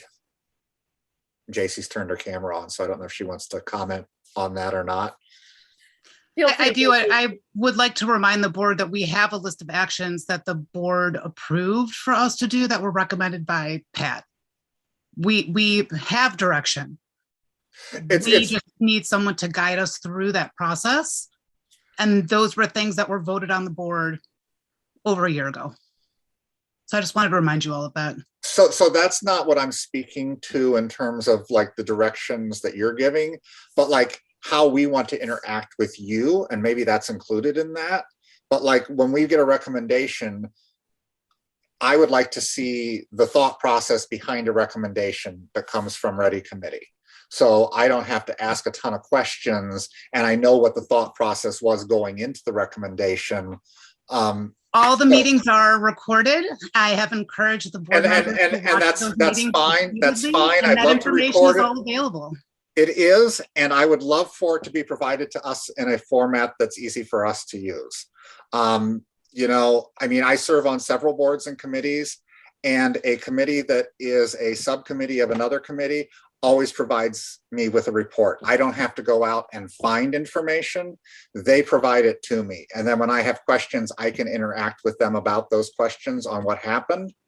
But I'll be quite honest that I've got enough going on that for me to have to go hunting for information, I don't have a ton of time to do that. And that's not a criticism. It's more so just that's a structure on how I view committees to work. I mean, I think it's also a reflection of where the board's priorities are. If the board members aren't available to partake in the meetings and to witness the meetings that we are having, I think that shows where the board's priority is. Okay. I want to throw in there too that I see your hand, Natalie. Give me just a second.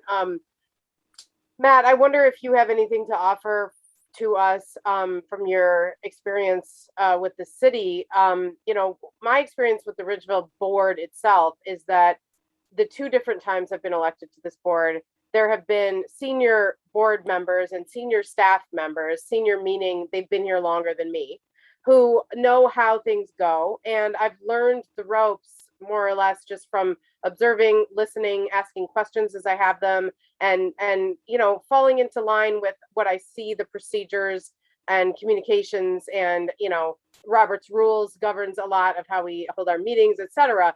When it comes to committees, we, that's part of the reason probably that Dr. Effiam recommended that we have at least one board member, if not two, on the Ready Committee as well, because then there's that official connection between the board, which is a longstanding entity who has decided to form a new entity, which is the committee.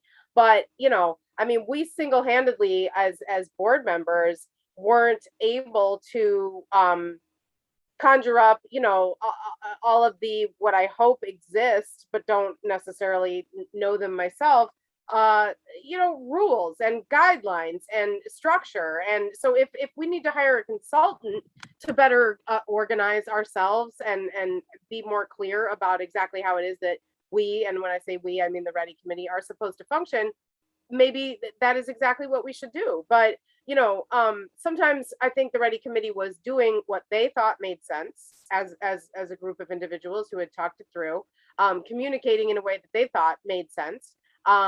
And then there was a disconnect. So exactly where that disconnect is and why, we can talk about that if we want to, but ideally I think we can all agree that we want to reach a point where the communication is as it should be, the structure is as it should be, the board members feel like they're getting the information that they need, and then they do with it what they need to do, so that if we're not there yet, fine, we need to get there, and we need to talk about the specifics of how we get there. And I agree with JC as well that it's not just as simple for the board to say, oh, let's form a Ready Committee. Okay, great. And then it like ends there. That's not reality. That's not a way to stay current, to stay updated, to stay connected, to show that you care about the work. So there's a piece there that's very relevant too. And Natalie, you were next in line to jump in here. I just had a quick question, but I just also wanted to say that was the first time that we've had to make a recommendation like that. So I don't know that we knew how the board wished to receive those kinds of recommendations. And I think now we do. I think now moving forward, we know that we know that there's more that the board would like to see when it comes to us making a recommendation. So I think we can certainly talk about that. We learned a lot of lessons this year. So, but my question about I'm still including Ready information on our newsletters. I'm still it's still on our calendars. It's in various places that people can access. So should I take that off since we're in this? We have been for quite a while. I noticed that somebody did try to log into a Ready meeting the other night that didn't exist. So do you guys have an opinion on that? Or do you think we'll be able to resolve this quickly so that the Ready Committee can move forward? I feel like I don't really know if there's an objective right thing to do. I don't like to hear that somebody tried to sign into a meeting, because that's just bad communication, essentially, if we have our community members thinking a meeting is happening that isn't. I know the city literally sends out a cancellation email whenever a committee or special meeting is canceled.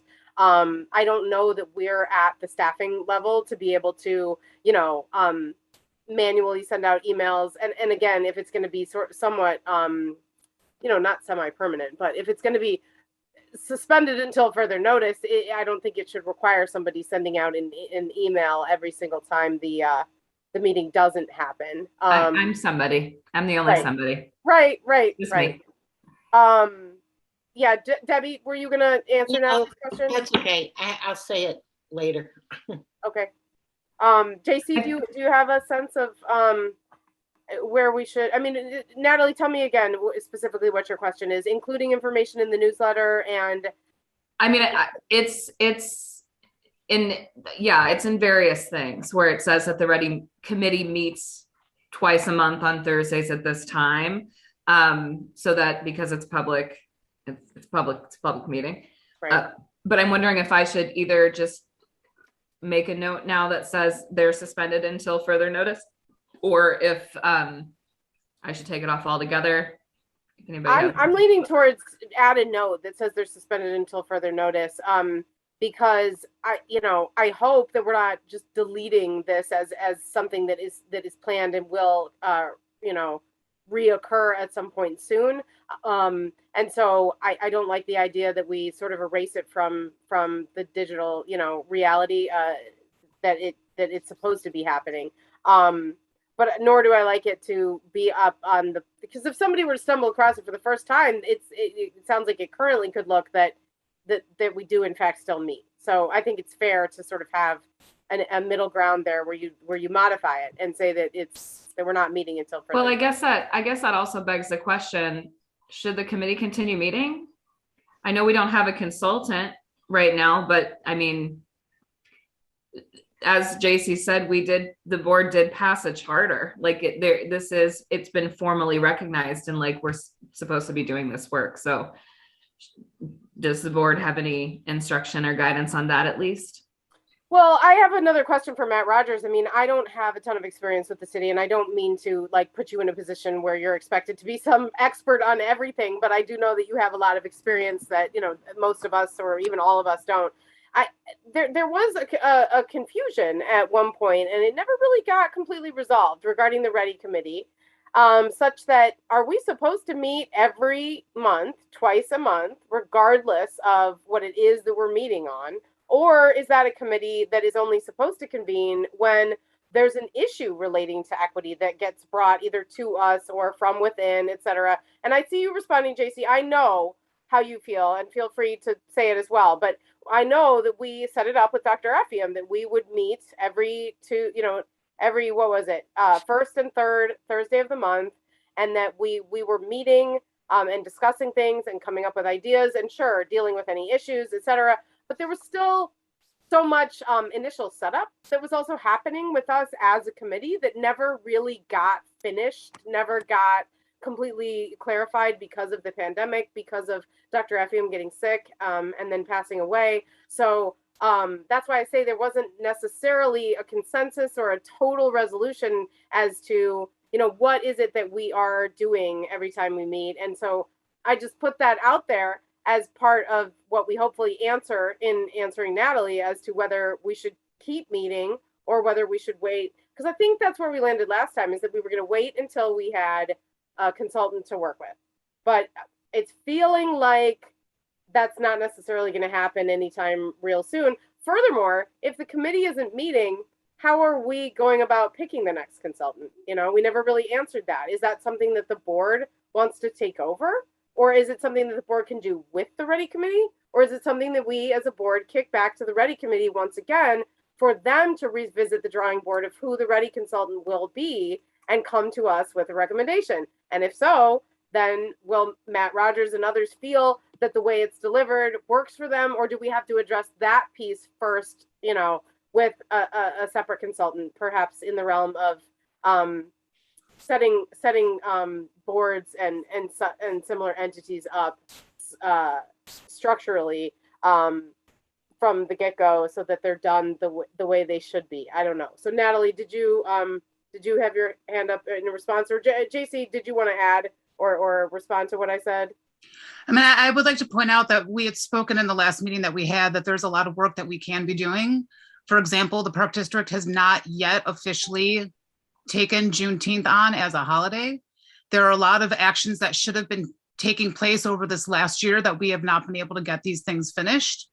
We have somebody else who's interested in joining the committee. I think that not allowing the committee to meet and not allowing the committee to continue doing work is not what we told the public we were going to do. It was not what Dr. Effiam told us we should be doing. And I think in general, the consensus of the committee was that we have things that we want to get done. We want to be able to be out in the community this summer at the outdoor events with tables and such. And if we're not meeting, we cannot connect with the community. I'd also like to point out that Dr. Effiam made a very strong point repeatedly throughout our time that the Ready Committee is not just to be sitting idle and waiting for something to happen. We are supposed to be a committee that is continually engaged not only with the community, but that it is also our job as the committee to remind the board when they are not fulfilling the duty that they themselves voted on. If we're not meeting, we can't do our job. Thank you, JC. I mean, I, for one, I'm not saying that the Ready Committee cannot meet. That's not my intention at all. And that's, I don't know if that's being interpreted that way or not. We have been told we are not supposed to meet. Okay, that's not my view of it. My view of it is if you have work to do that you can be doing, then you should be meeting and doing your work. We cannot do that without board approval. I have been instructed from the board that we are not supposed to be meeting. Okay, I'd like to revisit that then as a board, because I've never given that direction. I don't know if other board members have given that direction, but I think it's something that we should discuss, because I think that if there's work to be done, the Ready Committee should be doing work. They shouldn't just be going on hiatus and being told you cannot meet or anything like that.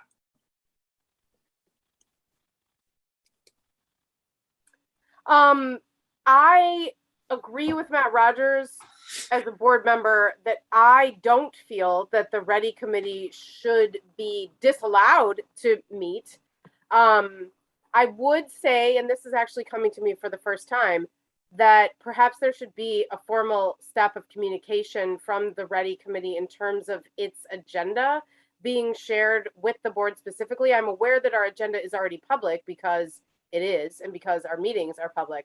But if there were, sometimes all it takes is like, you know, a communication that serves as a reminder that something is happening and to take a look at it. And then that way the board members can be updated as to what those agenda items are. It might also remind them of the meeting time. And if the agenda has things on it that they want to tune into and they're able to, maybe that will result in more board members. Oh yeah, no, we can do that. Open Meetings Act, we're already a public meeting. So however many board members want to come can come, correct? So yeah, I remember that was an issue on the table before, but not an issue anymore. So yeah, I just want to, we're on the agenda right now in the realm of discuss next steps for the Ready Committee. And you know, it sounds like from JC that she felt as chair that she had been told by the board that the Ready Committee needed to be on hold. And it's been a long time, you guys, so I can't remember the specifics of how we landed and why and who felt which way. But I can say how I feel right now, that again, I don't feel that the Ready Committee needs to be on hold. I would say that, I mean, the Ready Committee can't take action anyway. So it's not like we need to say that they don't take action, meet to discuss, but don't take, they can't take action anyway. Their action is, you know, bringing recommendations or bringing information back to us as a board. So, you know, I just wanted on the record that I think that the Ready Committee should resume meeting. Is there anybody who feels differently or wants to say anything in that regard? Is the board okay with allowing the Ready Committee to resume bi-monthly meetings, meaning twice a month? Yeah, I also don't ever remember having any discussion about the Ready Committee meeting or not. I would be, if they want to meet, I would be totally in favor of them meeting. I think it would be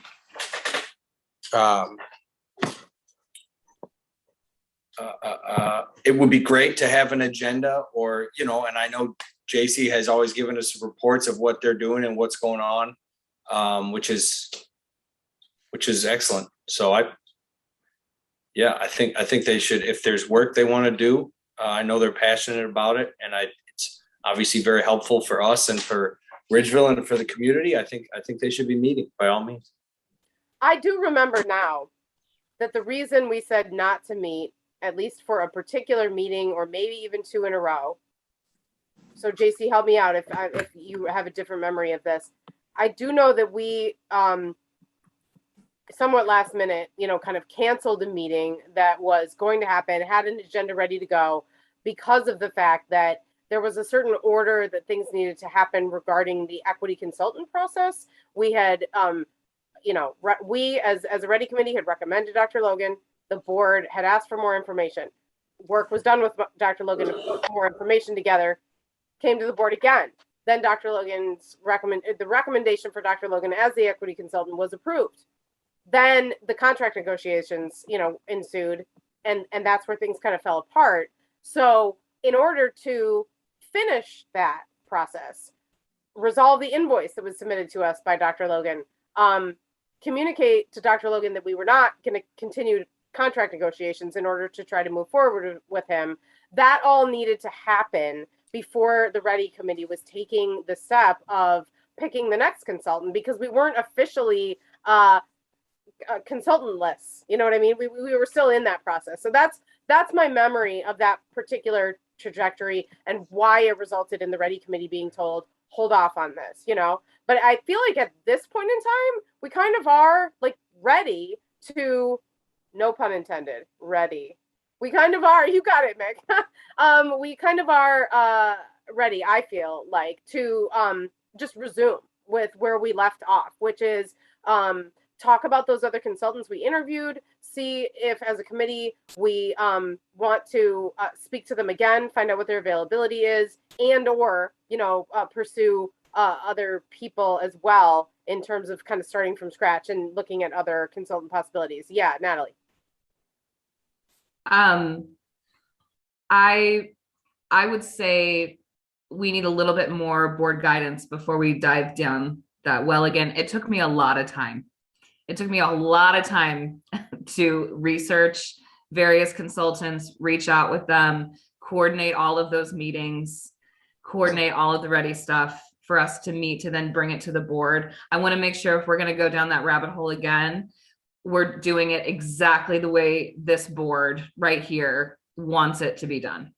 I want very clear direction on how to do that. I think we should meet too. I don't think we need to meet bi-monthly right now. The reason it was bi-monthly was because we were doing trainings with Pat. We were working with a consultant and she was teaching us how to committee, as Matt said earlier. So I don't know that, I think we can certainly talk about that at our next Ready meeting, but regardless, before we dive down the hole of looking for another consultant, if that's the direction the board chooses to go, I think we need very, very clear instruction.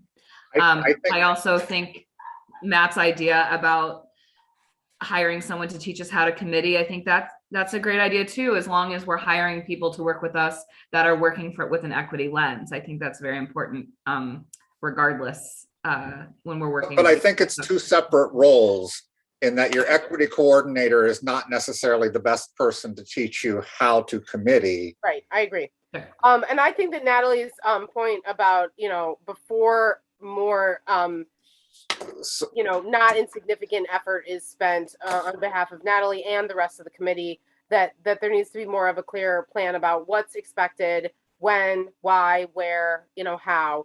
I also think that perhaps the interviews for the consultants could in fact happen in a board meeting as opposed to a Ready Committee meeting, because the board is the entity that's going to ultimately choose the consultant.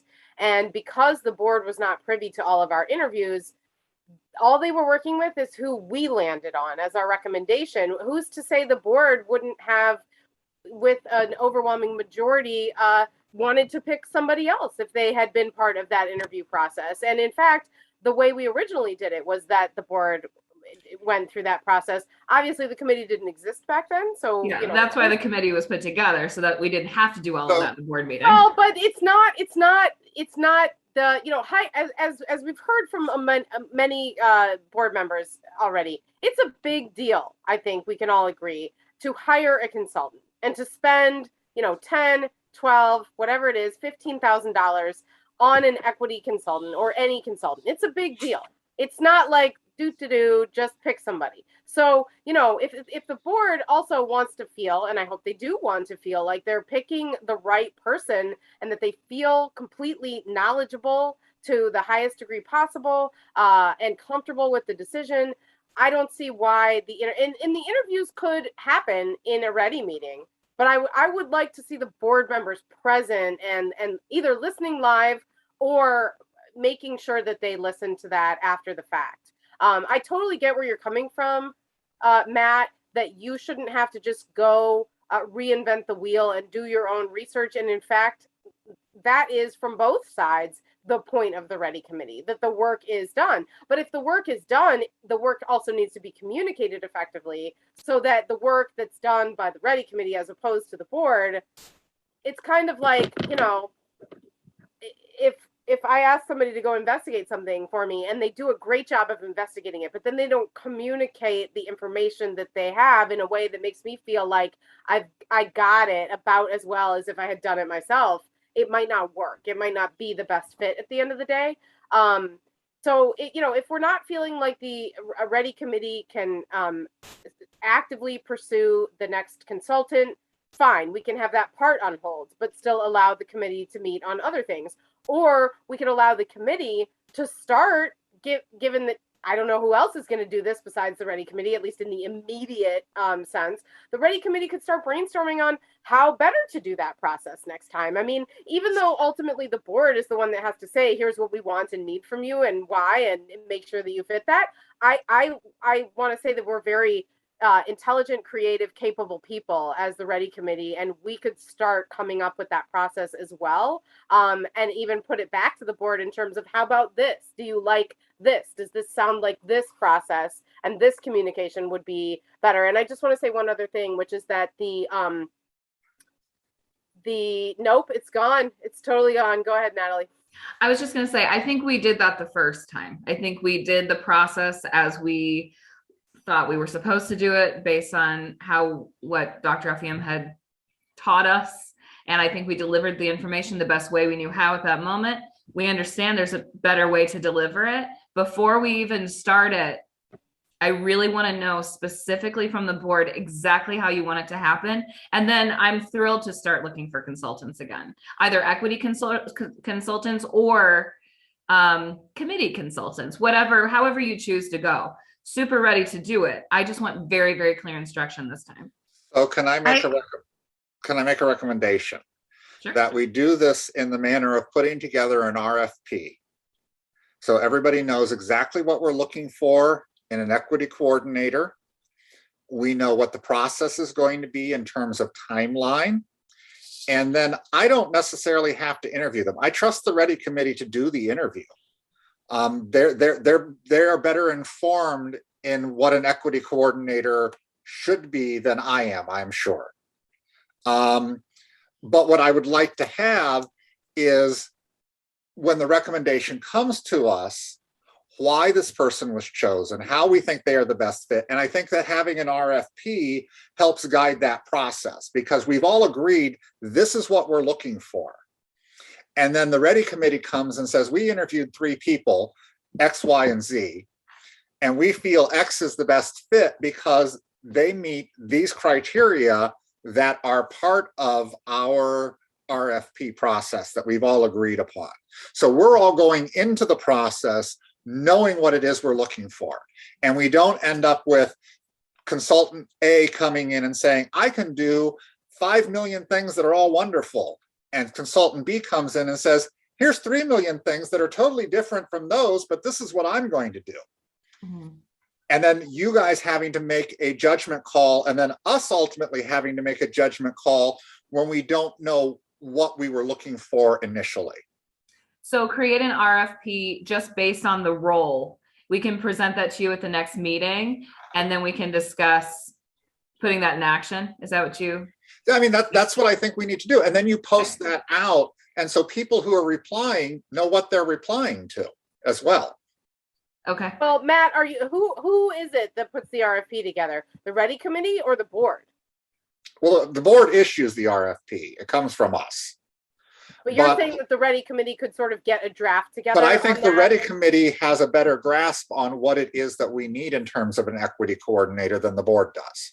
Well, I mean, I definitely agree that if the Ready Committee or the board were to initiate an RFP, or whoever it comes from, it should ultimately be something that everyone agrees on, the Ready Committee and the board. Because before it's even put out to potential consultants, there should be agreement on what it is that we're looking for, at least as much as we can achieve. Because some of this is, of course, that we haven't done this before. It's like if we're replacing somebody who's been in a role and done a great job, and the role's existed for 50 years, you kind of know what you're doing. A lot of this is being, created from scratch. So that's that's just difficult. I mean, it's just difficult and it requires a lot of effort and energy. And, you know, unfortunately, mistakes are part of that process as well. Jerry, I see you turned your camera on. Did you want to chime in? And maybe you're on. You can tell me to shut up, all of you, because this has got nothing to do with the treasurer's role. But as an observer and kind of a participant of the Ridgeville community, I want to express one of the things that I think may be a point of confusion in this whole process. I'm confused as to how the Ready Committee fits in the picture. If I envision, here's the Ridgeville community in the broadest sense, and here's the Ridgeville Park District, meaning the commissioners and staff. As I understood it, when the Ready Committee first was conceived, it was to be a committee of the community. So it was part of the larger Ridgeville community, but it was not a committee of the Park District. It was to interface with the Park District. So there was a little bit of overlap. You have a commissioner, you might have some staff people participating, but it's an entity outside of and separate from the Park District. A lot of the conversation I'm hearing here, where the board is so involved in overseeing it, makes me feel like that's being lost sight of. And it's like, this is being treated like it's a committee of the district, either a committee of the staff or a committee of the board reporting to the board. It was set up that way. Is, you know, maybe I've got it understood wrong. The board appointed us. That could be part of the confusion. We were each individually appointed by the board. So it was set up to be a subset of, I mean, we can't make, we're not a decision-making authority, but we are a subset, Well, I guess. yeah, no entity other than the board can be the decision. Right, of course, but if it was not meant to be that Fundamentally, way, is this why like did we group go of through a staff formal and appointment of the process? Park District, or is this a community where the community's bringing issues to the Park District saying, hey, we aren't, you know, we want to be better served in the community, and here's our things and issues. We're supposed to be the liaisons. We're supposed to be the community liaisons. We're supposed to be a committee that the community trusts, that they can come, that their voices are represented on this committee, so that the board has a direct ear on the community. That's what the Ready Committee was supposed to be. We're supposed to be liaisons to the community. I also think that, I mean, Jerry, I'm so glad that you asked this, because these kinds of questions are actually essential to the process of making sure that we all know what it is that we're doing. Sometimes with a question like Jerry asked, there might be very different answers that come from a board member or two, even committee members, staff, and it's like, ooh, wait a second. If we all have such different answers, maybe, you know, we're not all on the same page and we need to get there. I would say that my answer and what I believe and remember Dr. Effiam's, you know, vision for us was, and this is what I still believe, is, and technically speaking, that we're absolutely a subset of the board. You know, there were such formal actions that were taken to, like has been said already, to appoint the community members or to approve them. We definitely voted as a board as to the two board members at that time who were going to be the official OMA. Well, and here's, but I remember this discussion clearly with Dr. Effiam at a board meeting, because it got into the issue of paying the secretary for the board. Mm-hmm. If the committee was a committee of the Park District, the secretary had to be on the payroll of the Park District and be paid a salary. But because we really viewed this committee as separate from, and Pat Effiam was emphatic, it was separate from the Park District, we had to pay the secretary of the committee as a consultant, basically by paying them, you know, we just provide a stipend to the committee for the committee to pay their secretary. Well, when you say and that right there was a very, you know, defining conversation as to how does this fit in the content, and it came, you know, Dr. Effiam was the one that jumped into the discussion of the board members that night and said, no, this is separate from. And so that's why I've always had that understanding and premise.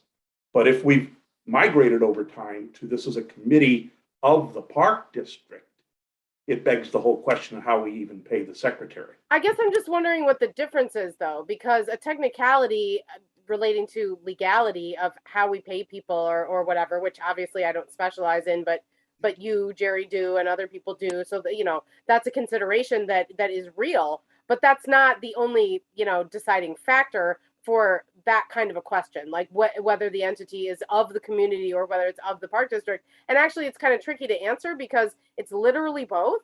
I mean, it's people from staff and from the board, and Pat Effie's recommendations were very clear. She had it in bullet points that it should be 1 to 2 board members, 1 senior staff member, and then it was, I always forget what the number of community members is, so help me out here, but something like 3 No to more than 5. Yeah, so when But and- community members that were chosen by the park district, or community members that stepped up and took We control were of all the committee? appointed. Well, both. We all went In other through an words, the park appointment district process. representatives on the committee were liaisons from the park district, but the direction of the committee was supposed to be an organically self-driven thing of the committee, not the committee looking to the park district to tell it what its role and mission is. Yeah, the commissioners that are not on the board and are not staff were not appointed. They came and asked to be on the committee. I didn't understand what you said, Debbie. Can you say that again? The residents that were on the committee that aren't on the board or staff members, they were not appointed.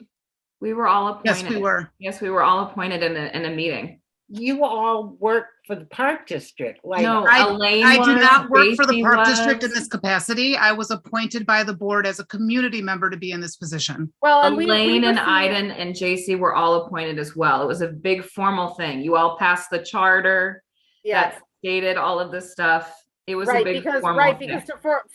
that's my memory too, and we can certainly look this up. That to approve, and Debbie, you'll recall too that when you were appointed to the committee, or I think it was I don't know if you call it an appointment or no, what. I said that I would be on it. You asked me if I said I would be on it, and it was when Dan Coyne was not to be on it, but the board voted on that. Oh, The absolutely. committee Yes. voted on that. We did vote on it. The board This voted was on that. actually Dr. Effiam's recommendation for how we would formalize the membership of the committee. And she wanted it to be a community-driven committee, and she wanted the staff and the board to serve as not references or like guidance to it, but she wanted the Then I voices. think- And Jerry, you obviously know this. Then we get into sticky stuff with what's paid for by the park district. Is the park district paying for stuff for the Ready Committee, or is this a citizen-run committee? as We a have liaison to the We have a board? minute taker who gets paid a I'm stipend not sure that's even right. as a contractor. She's not on payroll. We did it as a contract. Okay.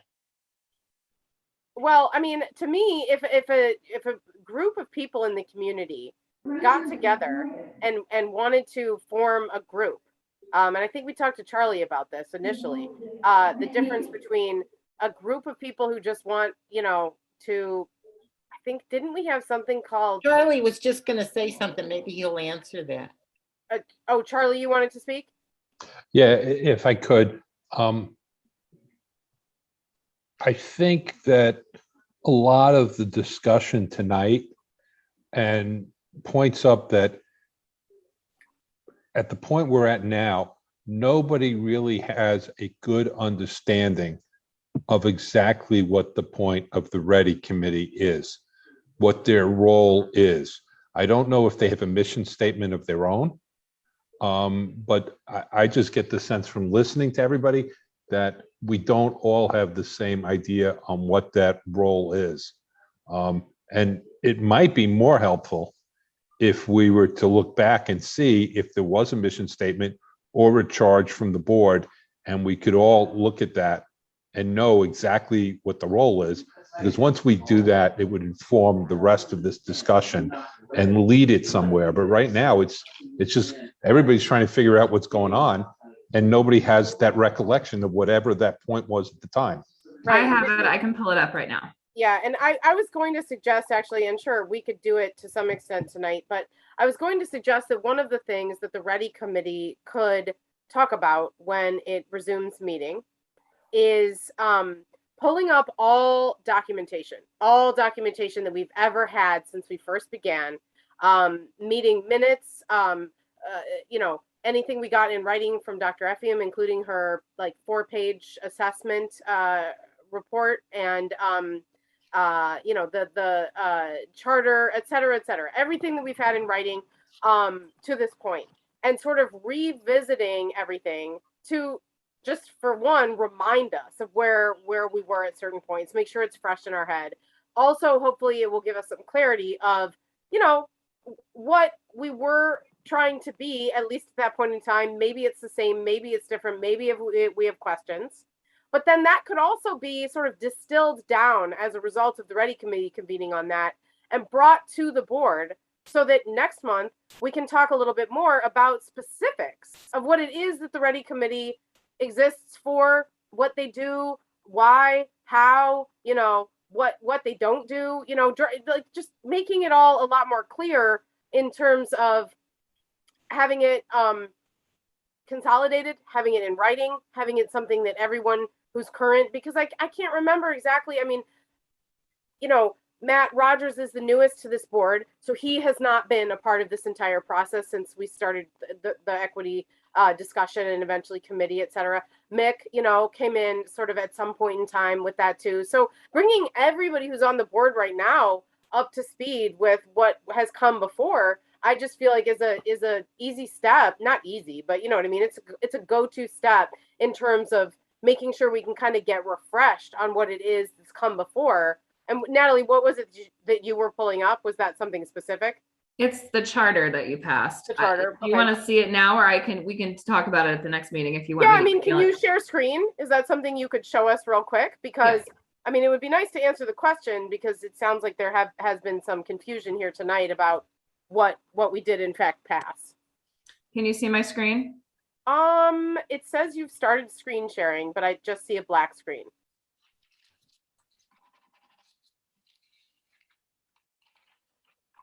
Can you see it now? Yes. Yep.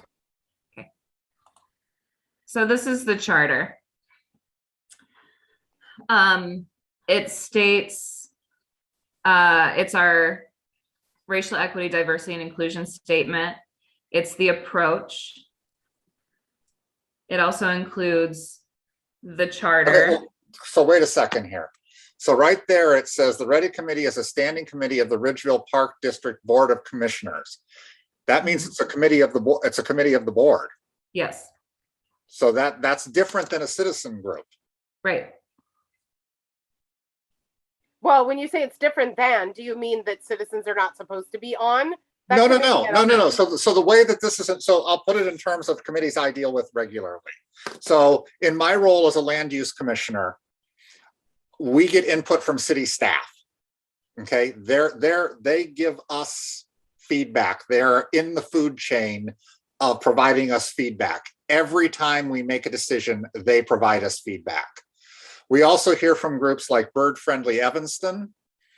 We hear from groups like the Central Street Business Association. These are citizen groups that are outside of the city structure, the city hierarchy. Those are true citizen groups. We don't have any say over what they discuss. They just come and give us an opinion on something. We aren't obligated to act on their opinion in any way. We are obligated to act when city staff comes and brings us something. So it's a very different type of relationship that we have. Yeah. And then I scroll down here, it also lists the goals and the members. And when this charter was adopted by the board and voted on, each of us was appointed at the same time. I don't remember this wording, the Ready Executive Committee. Does anyone remember what that means? I've never heard executive part of the title. No. The committee is to include one senior staff member and not more than 2 board members who are to serve as advisors and not more than 5 community members. Yeah, so I mean, this is the written document that was approved. Pat helped us put this together. We talked it through, made sure we understood it, made sure we agreed with it. Then we submitted it to the board for them to ask any questions, make any changes, and it was approved. And when we had solicited membership from the community in the form of a racial equity survey, I can't remember what that was called, Natalie. We put that out so that people could weigh in on sort of like what was important to them and why. And then there was an area where they could express that they wanted to either be, you know, it was various levels of involvement, starting with, I'd love to be kept up to date with what's going on, all the way to, I'd like to submit, you know, myself as a potential committee member. And so we got who we got, you know, we got Iden, we got Elaine. I mean, we never fully fleshed out the max of the numbers that could fill the community, you know, the community members. And in fact, we've talked about that as a board somewhat recently, that we should, you know, we should we should put more effort into that again. We should have another push of communicating with the community, seeing if we can get more membership.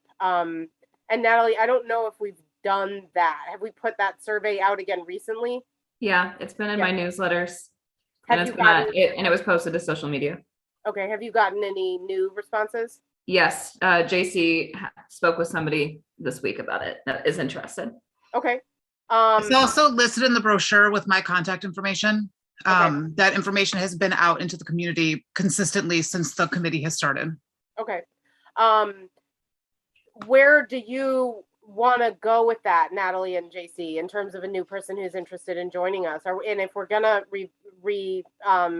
resume meeting, you know, and maybe we make it once a month. I heard that suggestion tonight. Should we invite that person to come to the Ready meeting? I can't remember how we went about like selecting people last time. I don't know that we even had enough people apply that there were people we didn't select. I don't remember. We didn't not select anybody, but Pat was very deliberate about about meeting with everybody that was interested, going, like talking about what the goals were with the committee, what the kind of work would be, and then letting people like sit on that for a week and then sending us like a formal written email saying, yes, I do commit to being on the Ready committee. And then that's how they essentially earned their appointment. That's right. And we also asked that they commit to at least a year on the committee, I think was the timeline. Correct. Yeah. Okay. So, you know, now that we have another person interested, I think that we could, I hate to put like one person on the spot with the rest of the committee as though they're sort of like being interviewed by themselves, but you know, we could certainly do it that way. We could also have them submit something in writing. I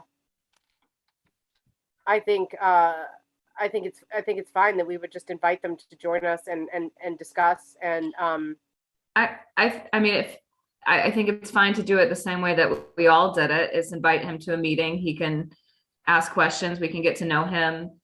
Then if we choose to formally invite him, we can give him some time to think about it and then write back and say whether or not he wants to. Yeah. And JC, you've talked to this person? Okay. Yeah, I mean, if you guys, if your initial sense is that he's a good fit, then I think that's a great, and what do we want to have a Ready meeting? You know, given that we used to meet on the 1st and the 3rd, do we want to pick either the 1st or the 3rd and pick that back up again? We're on the 2nd Thursday of the month right now. So if we were to go with the 3rd, it means we can meet pretty soon. I would say go with the 3rd because it's after the board meeting. So if things come up at the board meeting that needs to be addressed, at least for now. Okay. That can always change. So I think we need to revisit the position of the secretary or the minute taker for the meeting, because that language makes it clear that person takes direction from the board because it's a standing committee of the board. And so by IRS definitions, that's an employee. That's not. Well, it's a contract, Jerry. That's why we did that with her, because this came up when we talked about it. but it was a contract when the understanding was they provided a service and did not take direction. We Charles made the contract. It wasn't something he made the contract because he was directed to make the contract after the discussion at a board meeting, whether it should be a contract or an employee. And that discussion indicated the committee was not directly under the control of the board. But that document that you just showed shows it is directly under control of the board. And so that says that person is working at the direction of the board, and that makes them an employee by the definition of an IRS. Of the IRS. You can't just say, oh, I want to make this person a contractor and not pay them. If they're taking direction from the organization and reporting into the how would we pay organization, her they then? Payroll has to go on payroll. Same way we pay Julie. Yeah, I was just gonna ask what we do for Julie. The So position's just exactly like Julie. Well, Julie is not secretary though. She's just taking minutes, correct? Because I mean, any communication about the board meetings, Natalie handles. And so we But did, she's a part-time employee of the park district. we did, I think, structure the ready committee. I don't even know what we're calling it. Secretary, is that what we're Secretary. calling it? That person is the person who communicates the agenda and any other communication, because, you know, with an open, to be in compliance with the Open Meetings Act, we can't communicate all as a group. We can't have somebody who's on the committee email everybody else. That's just automatically a violation. So that's part of the reason that we had that person not just take minutes, but also handle the communication and distribution of documents and stuff like that. I mean, I don't necessarily, if what you're saying is correct, Jerry, and you know, I'm gonna assume that it is. I don't know, Natalie, that this affects us in any negative way. It's just in order to be compliant, that makes it clear that this committee reports to the board and is a committee of the board. That means that the staff of that committee are directed by the board, and then that makes that person an employee if they receive compensation for work that they perform. It's not a community that we're making, not a community committee that we're making a contribution towards, like we do to the Ridgeville Band, or like we do when we reimburse money to the Ridgeville Foundation. Those entities don't report to the board. I wonder, This entity Natalie, does. I wonder if we should, well, we have a minute taker now, and so I don't want to necessarily disrupt that, but if we, maybe we can discuss this outside of this board meeting, just to get clear on exactly what it is that we need to do, what changes need to happen. If we wanted to, you know, at some point we had somebody volunteering to do minutes, but what we found is somebody from within the committee, that is, what we found is that it's hard to participate and take minutes at the same time. Yeah. So, you know, that was the impetus for having somebody separate do that job. And then also, to be in compliance with the Open Meetings Act, it helps for that person to also be the person who sends communication. And that's, even if somebody on the committee was in a comfortable position to be taking minutes, they can't take on the job of communicating with the whole committee. So, I mean, this person is, I mean, we can talk about this later. She's not on the committee. She's not a committee member. Like, she's just a separate entity who listens to the meetings and takes notes. Right.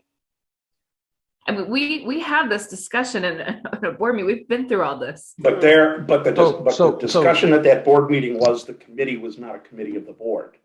It was a well, committee. I mean, But it's always been a committee of the board. I'm just so confused. But that's not what was said in that meeting, and that's why the decision was made. We made him a But contract. right now, we're talking about a very minor aspect here.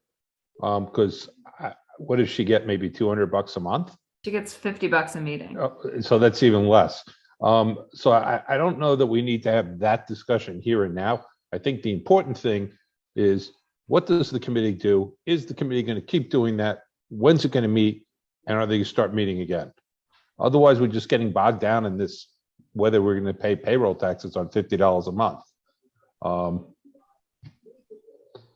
Which I don't think, there is probably a right way and a wrong way to do it, but I don't think the IRS is going to care in this particular instance. I think, like I said, I think we should probably follow up on this, this particular point of independent contractor versus employee outside of this meeting. And, you know, I'm not sure if Brian will have a lot to say on the matter, but I think, you know, having him to weigh in on that part would be helpful. We can correct this as quickly as we need to, but I think we can go ahead and allow the Ready Committee to meet with the current minute takers / secretary on the 17th. At what were we doing, JC and Natalie? 6:30, I think was our time. 6:30. Okay. So yeah, I mean, JC, if you want to issue a communication or have the minute taker issue a communication that we will be meeting maybe sooner rather than later so that people can plan for that because it's a week away. And then we can also, you know, on the right timeline, come up with the agenda. Obviously, you know, we can carry over anything that was on the last agenda that was in place before we stopped meeting so that we can pick up where we left off, at least with some of the stuff. And like I said, I mean, I would love to see us like revisit all documentation that has come previously so that we can sort of have that fresh in our hands and fresh in our minds and make sure that that's all stuff that we want to you know, keep moving forward. Meet with the new potential committee member. And then, you know, that's plenty to handle in our upcoming meeting. As to the next equity consultant, we could discuss that. We just aren't doing anything official. And Natalie, you're certainly not going to, you know, invest a bunch of time that might not be work that you need to do in that particular way at that particular time. So we can just correct for, you know, possibly going down a road that we aren't supposed to go down again. We can start an RFP if that's, we can start if that's something that the board thinks would be useful, then that we can start drafting. Yeah. JC, are you in agreement on all that too? Look, I'm going to be honest. I am not feeling comfortable or confident in my position as chair on this committee at all. I think this meeting is very obvious that the board does not know what we are, does not know what they want to do with us. And I do not feel comfortable moving forward with the board not having any really idea of what has happened over the last 2 years. We have a document. We had a consultant. We had a plan of action. I don't understand why we're in this position now. We have a list of action items that we are supposed to be completing. And the only thing that we are lacking to get that work done is somebody who actually knows how to do it, because none of us on the committee are professionals who work in equity. I'm feeling incredibly disheartened. And I do not feel comfortable going back to the committee and reiterating anything that happened in this meeting because I do not see the board being in agreement. Well, everything you just said in and of itself is valuable to communicate to the rest of the committee because the rest of the committee isn't here tonight. They're not necessarily going to watch this meeting.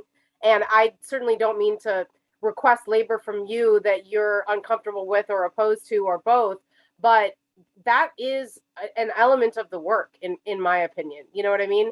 Dissent and feeling like the confusion is frustrating because why are we having confusion in the first place? We have already discussed this. We have already set these things in motion. We've already voted on things, blah, blah, blah. You know, those are very fair sentiments to have given what's at hand. And, you know, I think it's valuable is all I'm saying, that you would communicate exactly that to the committee instead of what, like not coming at all. I mean, is that where you're kind of feeling like you are, that you don't want to be on the committee anymore? Because I'm not willing to take responsibility for this.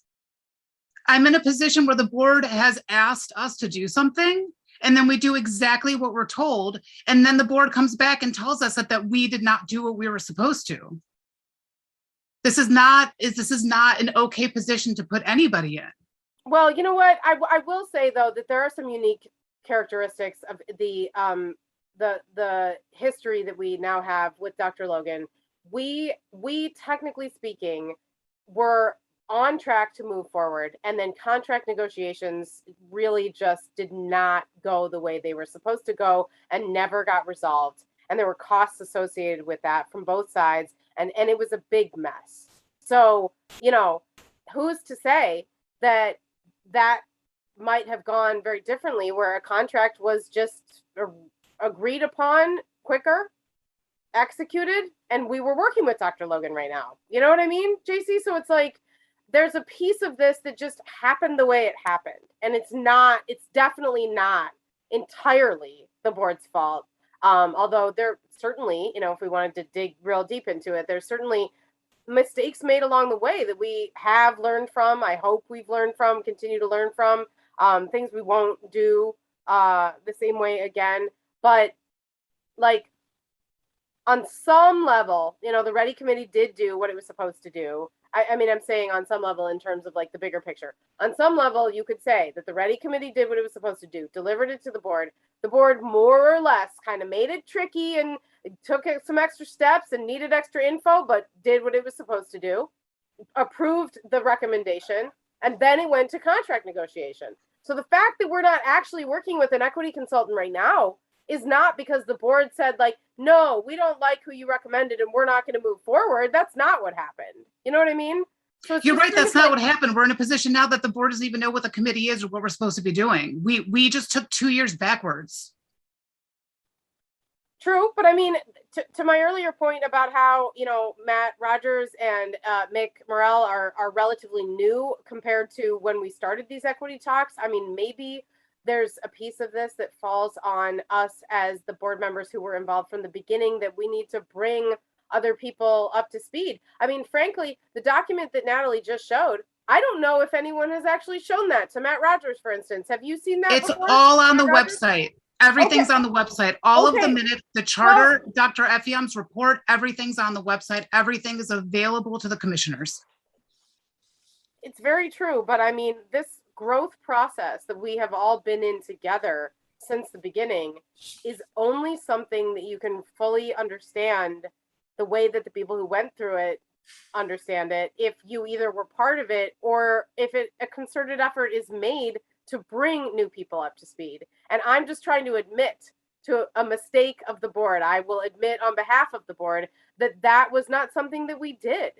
And I don't want to believe that there's anyone on this board who consciously doesn't think the equity committee should exist or wants to stifle them, wants to, you know, sow seeds of confusion in order to stop the progress. I mean, but that could be an issue. I just can speak for myself that, like I said, I'd like the Ready Committee to start meeting again. I would love for the Ready Committee to resume trying to find an equity consultant that we can, in fact, move forward with.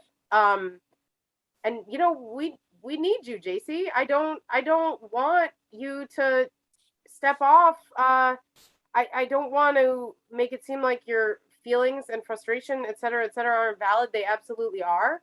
But you know, this work is not for everybody, for starters. And of the few people who care enough and invest the time and energy and their hearts and their minds, you know, they're like gold. You're like gold. The Ready Committee is like gold. And like, we've got to keep going. The committee can't do anything if the board doesn't know what we are, if the board doesn't vote on things so we can take action. What do you see being a change that will make things better here? We have a laundry list of to-do items that Dr. Effiam gave us. She specifically pointed out. Do you have it things- ready right now? Could you show it to us? I can pull it up. It's on the website. It's in her report. Okay.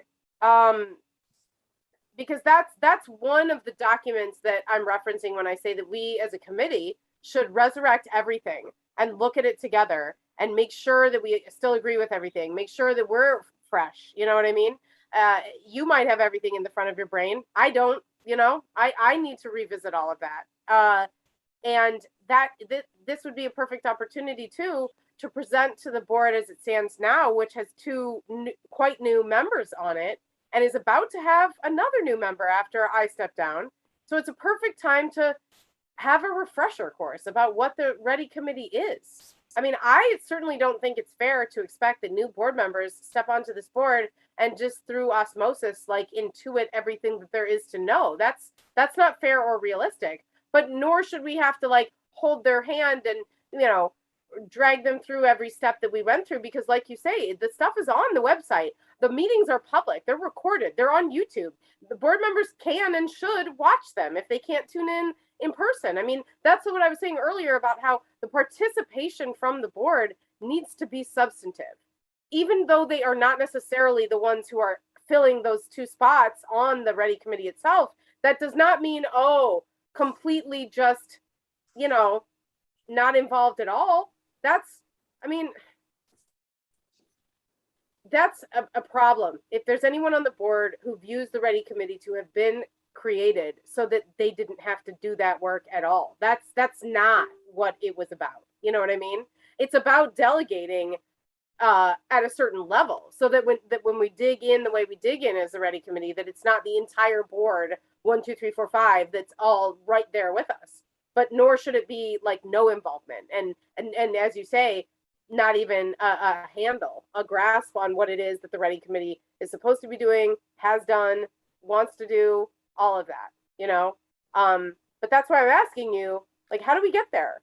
How do we fix what it is that you're perceiving to be a problem, a disconnect, a lack of knowledge, a lack of caring, whatever it may be, you know? How do we fix that?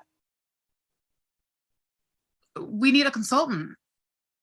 We need permission from the board to have a consultant. And we've budgeted for it. Then go out and hire a consultant. But I can't. don't- I'm not a decision-making body. I No, need no, you all but to I'm do saying, that. then put it out there to Natalie. I make a motion right now that Natalie take the steps to hire an equity consultant within the next 4 months. There's a motion on the table. I demand action be taken. Is there a second? I'll second it. Ron. There's a motion and a second. Now there's discussion. Okay. Why do you say within the next 4 months? That takes us almost out of the fiscal year, and we've already budgeted, you know. That's within the next 4 months. If you can do it in 30 days, if you can do it tomorrow, do it tomorrow. Okay. Hiring an equity consultant also means that we have somebody who signs a contract with us. Yes, it does. And we have definitely taken steps forward that, you know, do not have to disappear to nothingness the way that a lot of the work involved so far, unfortunately, has, because that contract still exists, even though Dr. Logan didn't sign it. We have it, and it can be presented to the next equity consultant. So remind me why we're not allowing the Ready Committee to go ahead with, I think it We was need Natalie, direction actually. from the board as to how we're supposed to go about this. And that's what I'm asking for us to figure out. Okay, so that's Is how do we go? the That's why I want to see an RFP go out. That's why Okay. I want to see us all agree so that when we hire an equity consultant, the board knows what we're hiring an equity consultant for. The Ready Committee knows what we're hiring an equity consultant for. And we've all agreed that this is what we want the equity consultant to achieve for us, working with us. Okay, so JC, what do you think about creating that RFP as one of our agenda items at our upcoming Ready Committee meeting? I mean, what if we try to fix the communication, the knowledge issues, you know, that way? What if that's a piece of the way that we fix it, you know?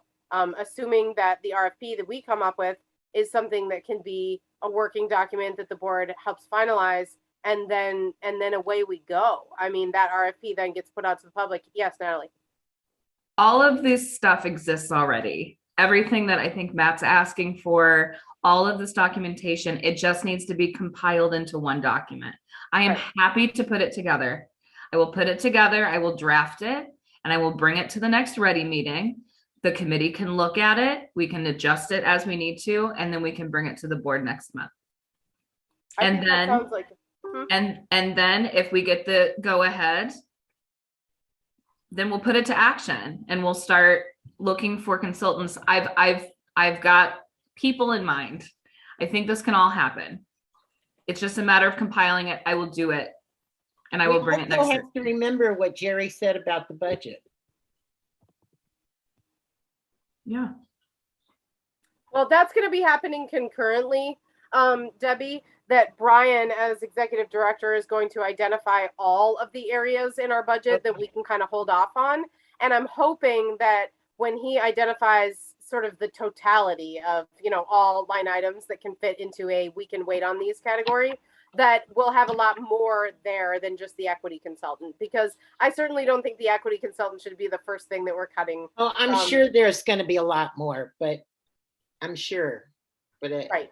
I mean, it's something we should consider for sure, that it may affect us, but I don't think right now we're at a point where we need to say we have to hold off because of that budget and tax situation. Although, we didn't have a ton of specificity tonight because that's just not the level that we can achieve right now. As Jerry said, it's something we monitor. It's something we're getting information from the, county.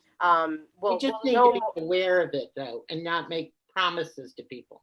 Right. I mean, and certainly the equity consultant budget does not have to be spent in one check right off the bat. I mean, we talked about with Dr. Logan, for instance, paying hourly. And in fact, some of our budget this can all be discussed at the Ready Committee, don't you think? So yes, as I was saying, Natalie, I totally agree with that plan for the upcoming Ready Committee meeting. JC, is that all right with you? Okay. Yeah, that works. Okay, great. Well, I think that, this was choppy water, but I think that this was a really good discussion nonetheless. And, we're not always collectively going to be where every individual of us wants us to be or needs us to be or where we think we should be. But, there's a process of getting there. And I think that's where we're at right now. So that's a good thing. Moving on then. Actually, I have a motion on the table. Oh, I'm sorry. I would call the question. And your motion again was?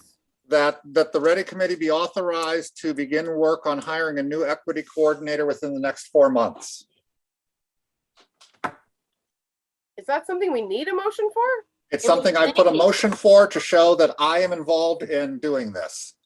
Okay. Since I feel that there's lots of questions about the actions of this board, I'm putting that out there as a commitment by this board to hire an equity consultant within the next 4 months. Okay, and Debbie, sorry, what were you saying? I seconded it.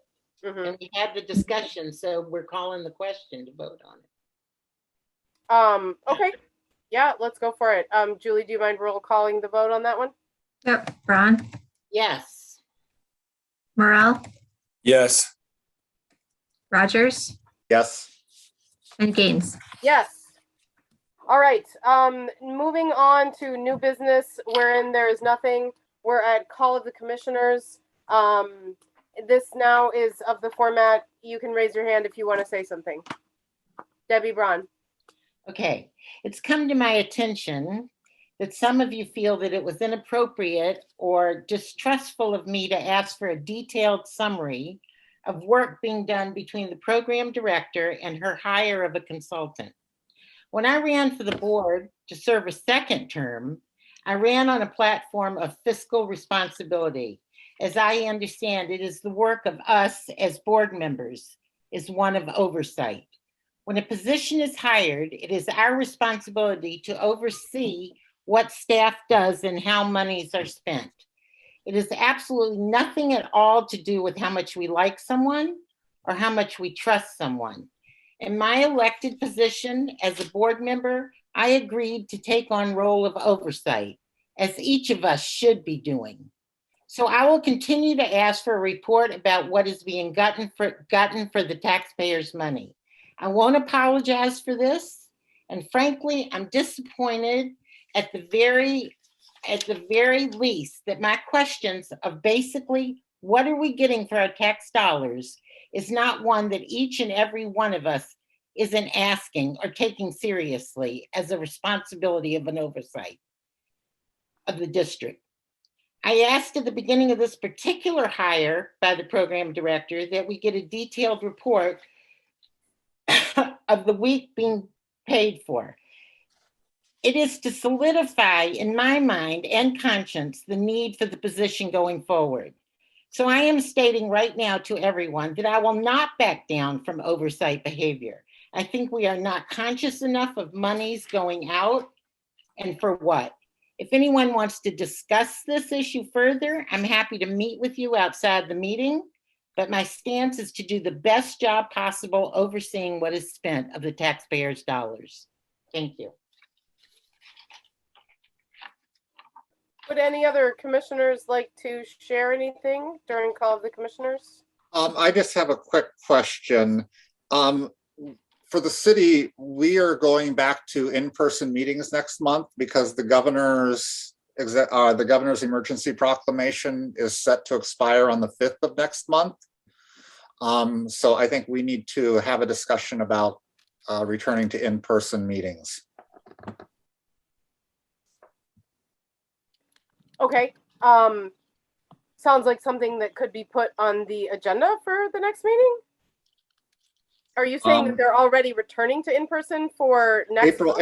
April 5th is when the governor's declaration expires, which means we will no longer be able to make a determination about whether we meet remotely or not. We will be required to meet in person. So I think that just needs to be raised, and perhaps discussions need to happen offline about how we go about doing that. Okay, I think that's I agree with that, and I think that that is probably a question for Charlie, just to make sure that he concurs to be in compliance with the original requirements of this board's meeting, that that we're going back to in person. I mean, if it's happening, it's happening, you know. So yeah, thank you, Matt. I don't have anything to share. Mick, anything from you? No, nothing from me. Okay.